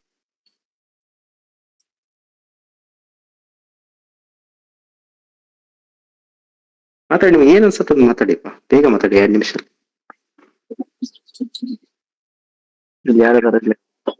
ಹೆಸರು ಹೇಳ್ಬೇಕಂದ್ರೆ ನಾವೇನ ಇಷ್ಟು ಜನ ಸರ್ ಯಾರು ಮಾತಾಡೋರು? ನೀವು ಮಾತಾಡಿ. ಯಾಕೆ ಲೈಕ್ ಆಗ್ಲಿಲ್ವಾ ಸರ್? ಮಾತಾಡಿ. ಅಂದ್ರೆ ಸರ್, ಮೊನ್ನೆ FD ಎಕ್ಸಾಮ್ ಫೇಸ್ ಮಾಡಿದವ್ರು ಇದಾರಲ್ವಾ ಸರ್, ಅವ್ರು ಮಾತಾಡಿ. ಹೌದು, ಅವ್ರು ಮಾತಾಡಿದ್ರೆ ಅವರ ಒಂದು ಅನುಭವ, ಅದ್ರ ಜೊತೆಗೆ ಈಗ ಈ ಸೆಷನ್ ನನ್ನ ಯಾವ ತರ ಏನ್ ಅನ್ಸ್ತು? ಓಕೆ, ಅದನ್ನು ಈಗ ಯಾರು ಫೇಸ್ ಮಾಡಿಲ್ಲ ಅವರು ಹೇಳಿ. ಆದ್ರೆ ಫಸ್ಟ್ ಫೇಸ್ ಮಾಡಿದವ್ರು ಹೇಳಿ. ಸುರೇಶ್ ಹೇಳ್ಬಿಡಿ, ನೀವೇ ಇರೋದಿಬ್ರು, ಹೇಳ್ಬಿಡಿ, ಬೇಗ ಬೇಗ ಹೇಳಿ, 1 ನಿಮಿಷ ಟೈಮ್ ಇಲ್ಲ. ನಮಸ್ತೆ ಸರ್. ನಮಸ್ತೆ ಫ್ರೆಂಡ್ಸ್, ನಾವು HK ಇಂದ ನಾನು ಓದಿದ್ದೆ FD ಬರಕ್ಕೆ. ಇದೆ ಹೋಗಿದ್ದು.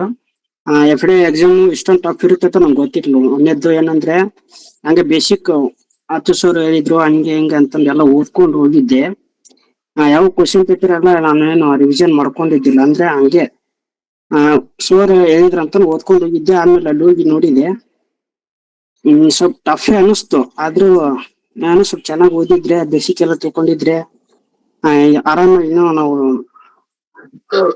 ಫೇಸ್ ಮಾಡ್ಬೋದಾಗಿತ್ತಲ್ಲ ಅನ್ಕೊಂಡೆ.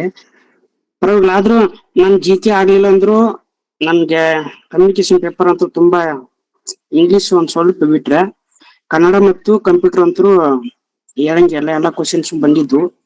ಸಿಮನ್ ಸರ್ ಹೇಳಿದ್ರು, ಅವನ್ನೆಲ್ಲ ನಾನು ಓದ್ಕೊಂಡು ಹೋಗಿದ್ದೆ. ಮತ್ತೆ ನಾ ಸಪ್ರೇಟ್ ಆಗಿ ಸಿಮನ್ ಸರ್ ಫೋನ್ ಮಾಡ್ಬಿಟ್ಟು ಕೇಳಿದೆ, ಹೆಂಗ್ ಸರ್ ಹೆಂಗೆ ಅಂದ್ರೆ ಕ್ವಶನ್ ಪೇಪರ್ ಯಾವ ತರ ಬಿಡಿಸ್ಬೇಕು, ಹೆಂಗೆ ಲೋ ಇಂಡಿಯಾಗ ಯಾವ ತರ ಅಂತಂದು. ಅವ್ರು ಹೇಳಿದ್ರು 3 ಟೈಪ್ ಮಾಡ್ಕೋಪಿ, ಚಲೋ ಆಗತ್ತ ಅಂತ ಅಂದಿದ್ರು. ಒಂದು ನಿಂಗೆ ಗೊತ್ತಿದ್ವಲ್ಲ ಮೊದ್ಲು ಹಾಕು, ಆಮೇಲೆ 2ನೇದಾಗಿ 50-50 ಇದ್ದು ಹಾಕು, ಆಮೇಲೆ ಗೆಸ್ ಮಾಡಾಕು, ಅಂದಾಗೆ ಸ್ಕೋರ್ ಆಗತ್ತೆ ಅಂದಿದ್ರು. ನಾ ಆದ್ರೂ ಹೋಗಿ ಫೇಸ್ ಮಾಡಿದೆ. ಇಷ್ಟೇ ಸರ್. ನೀವು ಚೆನ್ನಾಗಿ ಓದ್ಕೋರಿ ಅಂತ ಹೇಳ್ತೀನಿ ಅಷ್ಟೇ. Thank you. So Achyut sir ಹೇಳಿದ್ ನೀನು ಒಂದು 70-80% ಫಾಲೋ ಮಾಡಿದ್ರೆ ಇನ್ನೂ ಸ್ವಲ್ಪ ಚೆನ್ನಾಗಿ ಮಾಡ್ಬೋದಾಗಿತ್ತು ಅಂತ ಅನಿಸ್ತೇನಪ್ಪ. ಸರ್, ಎಸ್ ಸರ್, ಅನಿಸ್ತು ಸರ್. ಸೊ ಅದ್ ಮರಿಬಾರ್ದು. Okay, S. ಬೇರೆ ಹಿರಮಕ್ಕ, ನೀವು ಇರಮ್ಮ ಮಾತಾಡಿ.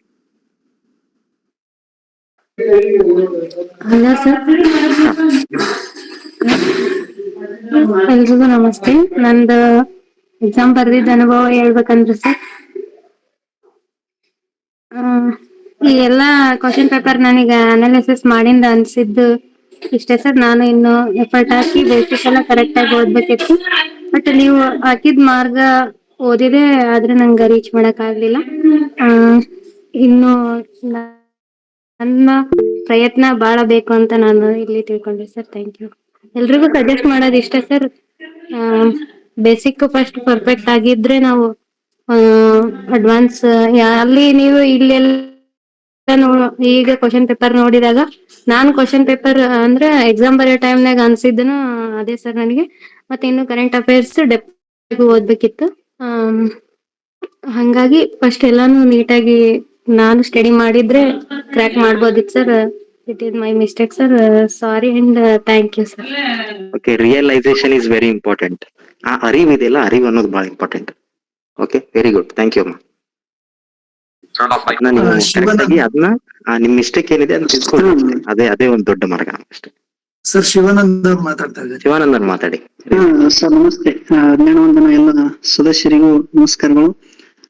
ಏನು ಗುರುಗಳು ಹೇಳಿದ್ರಲ್ಲ ಹಾಗೆ ಫಾಲೋ ಮಾಡ್ತಾ ಅದೇನು ಡೈಲಿ ರುಟೀನ್ಸ್ ಏನು ಫಾಲೋ ಮಾಡ್ತಾ ಬಂದಿದ್ರೆ ಆಲ್ಮೋಸ್ಟ್ ಆಗಿ ಆ ಪೇಪರ್ ಅನ್ನು ಕ್ಲಿಯರ್ ಮಾಡಬಹುದಾಗಿತ್ತು. ಯಾಕಂತಂದ್ರೆ ನಮ್ಮ ಫ್ರೆಂಡ್ಸ್ ಬರೆದು ಬಂದಿದ್ದ ಕ್ವಶನ್ ಪೇಪರ್ ಅನ್ನು ನಾನು ಅನಾಲಿಟಿಕಲ್ ಆಗಿ ಸ್ವಲ್ಪ ಬಿಡಿಸಿದೆ. ಕ್ವಶನ್ ಪೇಪರ್ ಅಷ್ಟೊಂದೇನು ಟಫ್ ಬಂದಿದ್ದಿಲ್ಲ. ಸರ್ ಏನು ಟಾಪಿಕ್ ಅನ್ನ ಹೇಳಿದ್ರು ಅದನ್ನ ಫಾಲೋ ಮಾಡ್ಕೊಂತ ಬಂದಿದ್ರೆ ಆಲ್ಮೋಸ್ಟ್ ಆಗಿ ಕ್ಲಿಯರ್ ಮಾಡಬಹುದಾಗಿತ್ತು. ಮತ್ತು ಇಂಗ್ಲಿಷ್ ಅವರು ಜ್ಞಾನ ಗಂಗೋತ್ರಿ ಅಂತ ಹೇಳಿ ಅದೊಂದು ವೆಬ್ಸೈಟ್ ಅನ್ನ ಶೇರ್ ಮಾಡಿದ್ದಾರೆ.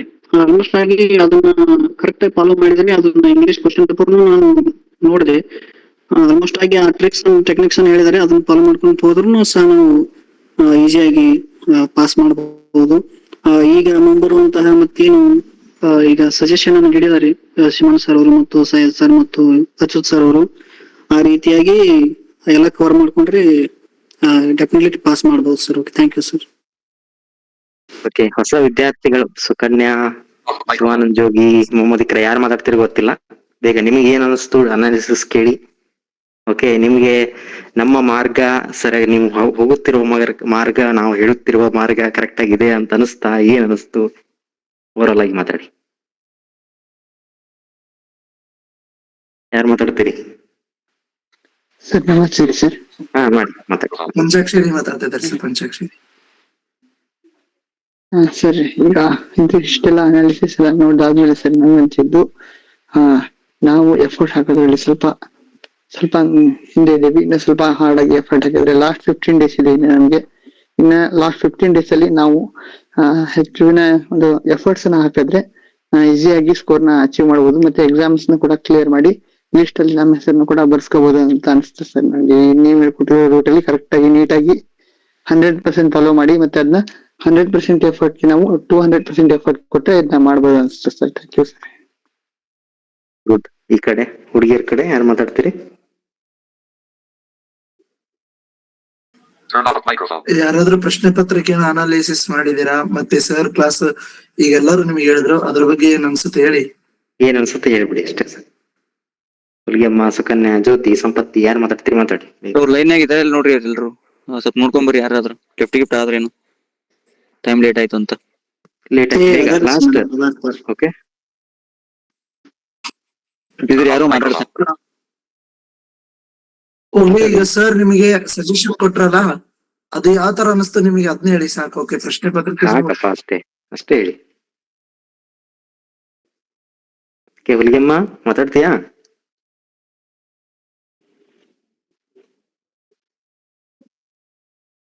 ಸುಕನ್ಯಾ, ಹುಲಿಗೆಮ್ಮ ಯಾರು ಮಾತಾಡ್ತೀರಿ? ಮಾತಾಡಿ. ಸಂಪತ್ತಿ, ಜ್ಯೋತಿ, ಮೇಘ,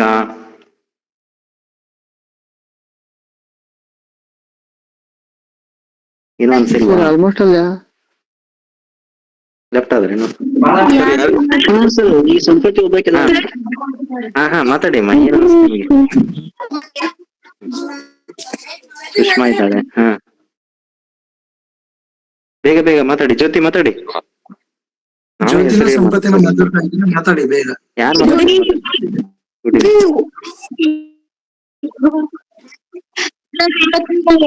ನಂಗಂತಂದ್ರೆ ಸರ್ ನಾವ್ ಇನ್ನೂ ಜಾಸ್ತಿ ಓದ್ಬೇಕು, ಮತ್ತೆ ಇನ್ನಷ್ಟು ಎಫರ್ಟ್ ಹಾಕಿದ್ರೆ ನಾವು ಎಕ್ಸಾಮ್ಸ್ ಅನ್ನ ಕ್ಲಿಯರ್ ಮಾಡ್ಕೋಬಹುದು ಅನಿಸ್ತು sir. Okay, thank you. So ನಾವ್ ಏನ್ ಸೋರ್ಸ್ ಹೇಳ್ತೀವಿ, ಓಕೆ, ನಾ ಹೇಳಿದ್ನಲ್ಲ, ಎಲ್ಲಾ ನಿಮಗೆ ಯಾವುದೇ ಕೋಚಿಂಗ್ ಇನ್ಸ್ಟಿಟ್ಯೂಟ್ ಒಂದೇ ಕೊಡಕ್ ಆಗೋದಿಲ್ಲ. ಓಕೆ, ಅಂದ್ರೆ ನಮ್ದು ಈಗ ಬೆಳೆಯುತ್ತಿರೋ ಸಂಸ್ಥೆ, ಎಲ್ಲ ಕೊಡಬಹುದೇನೋ ಬೇರೆ ಬೆಳೆದ ಸಂಸ್ಥೆಗಳು. ಬಟ್ ನಾವು ಇಂಡೈರೆಕ್ಟ್ ಆಗಿ ನಾವು ಯಾವ ಸೋರ್ಸ್ ಅನ್ನ ಓದಂತ ಹೇಳ್ತೀವಿ. ಉದಾಹರಣೆ ಅವ್ರು ಹೇಳಿದ್ರಲ್ಲ, ಈಗ ಜ್ಞಾನ ಗಂಗೋತ್ರಿ ಅಂತ ಕಮ್ಯುನಿಕೇಶನ್ ಪೇಪರ್ಗೆ, ಆ ರೀತಿ ಯಾವ್ದು ಚೆನ್ನಾಗಿರುತ್ತೆ ಅದನ್ನ ನಾವು ಹೇಳ್ತೀವಿ, ಅದನ್ನಷ್ಟು ನೀವು ಓದಿದ್ರು ಸಾಕು. ನಮ್ ಕಡೆ ಇರೋದು ಓಕೆ, ನಮ್ ಕಡೆ ಇದ್ದದನ್ನ ನಾವೆಲ್ಲ ಕೊಡ್ತೀವಿ. ಓಕೆ, ಇರದೇ ಇದ್ದದ್ದು ಕೂಡ ನಿಮಗೆ ಇದನ್ನ ಓದಿದ್ರೆ ಸಾಕು. ಕನ್ಕ್ಲೂಷನ್ ಮಾಡ್ತೀರಾ? ಆಯ್ತು ಸರ್ ಒಂದ್ ನಿಮಿಷ. ಹೇಳ್ತೀರಾ? ಹೇಳಿ ಸರ್. ಇದು ಎಕನಾಮಿಕ್ಸ್ ಸ್ವಲ್ಪ ಏನಾದ್ರು ಅದ್ರ ಬಗ್ಗೆ ಹೇಳ್ಬೋದು ಸರ್? ಅಂದ್ರೆ ಇಲ್ಲಿಂದ ರೈಸ್ ಎಕನಾಮಿಕ್ಸ್ ಒಂದು ಹೇಳ್ಬೇಕಾಯ್ತು, ಟೈಮ್ ಅಭಾವ. ನಾನು ನೆಕ್ಸ್ಟ್ ಕ್ಲಾಸ್ ಅಲ್ಲಿ ಮಾಡಿದಾಗ ಅವಾಗಲೇ ಹೇಳ್ಬಿಡ್ತೀನಿ ಶಿವನ್. ಎಕನಾಮಿಕ್ಸ್ ಅಲ್ಲಿ ನಾವು ಒಂದ್ ಸಜೆಷನ್ ಕೊಡಕ್ ಇಷ್ಟಪಡ್ತೀನಿ. ಏನಂದ್ರೆ ಎಕನಾಮಿಕ್ಸ್ ಇದೆಯಲ್ಲ ಶಿವಾನಂದ್, ಸ್ವಲ್ಪ ಸ್ಪರ್ಧಾರ್ವಿ ಮ್ಯಾಗಜಿನ್ ಹೆಚ್ಚು ಒತ್ತು ಕೊಡ್ರಿ ಸ್ವಲ್ಪ. ಆಮೇಲೆ ಕರೆಂಟ್ ಅಫೇರ್ಸ್ ಲಿಂಕ್ ಕೇಳಿದಾನೆ ಅವ್ನು, ಏನ್ ಡೈರೆಕ್ಟ್ ಆಗಿ ಕೇಳಿಲ್ಲ. ಅಲ್ಲಿ ಏನು ಸಹ ಗುಣಕ ರೇಖೆ ಅಂದ್ರೆ ಏನು ಅಂತ ಕೇಳಿದಾನೆ. ಆಮೇಲೆ ಅದು ಆಯ್ತು. ಆಮೇಲೆ ಶಿವನ್, ನೀವು ಜ್ಯೋತಿ ಮೇಡಮ್ ಕ್ಲಾಸ್ ಕೇಳಿದ್ರೆ ಅಥವಾ ಅವ್ರು ನೋಡ್ಸಿದ್ರೆ ನಮ್ಮ ಇನ್ಸ್ಟಿಟ್ಯೂಟ್ ಅಲ್ಲಿಂದ ಡೈರೆಕ್ಟ್ ಆಗಿ ಬರುತ್ತೆ. 1991 ನಂತರ ಉದಾರೀಕರಣ ನೀತಿಯ ಉದ್ದೇಶ ಏನು, ಅದೇನ್ ಡೈರೆಕ್ಟ್ ಆಗಿ ಕ್ವಶನ್ ಇದೆ. ಓಕೆ, ಆಮೇಲೆ ಗಿನಿ ಕೋಎಫಿಷಿಯಂಟ್ ಬಗ್ಗೆ ಗಿನಿ ಕೋಎಫಿಷಿಯಂಟ್ ಅದು ಸೂಚ್ಯಂಕ ಇತ್ತಲ್ಲ, ಅದ್ರದ್ದು ಡೈರೆಕ್ಟ್ ಆಗಿ ಕ್ವಶನ್ ಬಂದಿತ್ತು. ಸೊ ಹೌದು, GDP ಹಣದುಬ್ಬರ ಇದು ಸ್ವಲ್ಪ ಜಾಸ್ತಿ ಗಮನ ಕೊಡಿ. ಆಮೇಲೆ ರೂಪಾಯಿ ದರ, ಓಕೆ, ಅದೊಂದು ಗಮನ ಕೊಡಿ. ಸರ್ ಇದು GST ಸುಧಾರಣೆ ಯಾವ್ದು? ಅದೊಂದು ನೋಡ್ಕೊಳ್ಳಿ.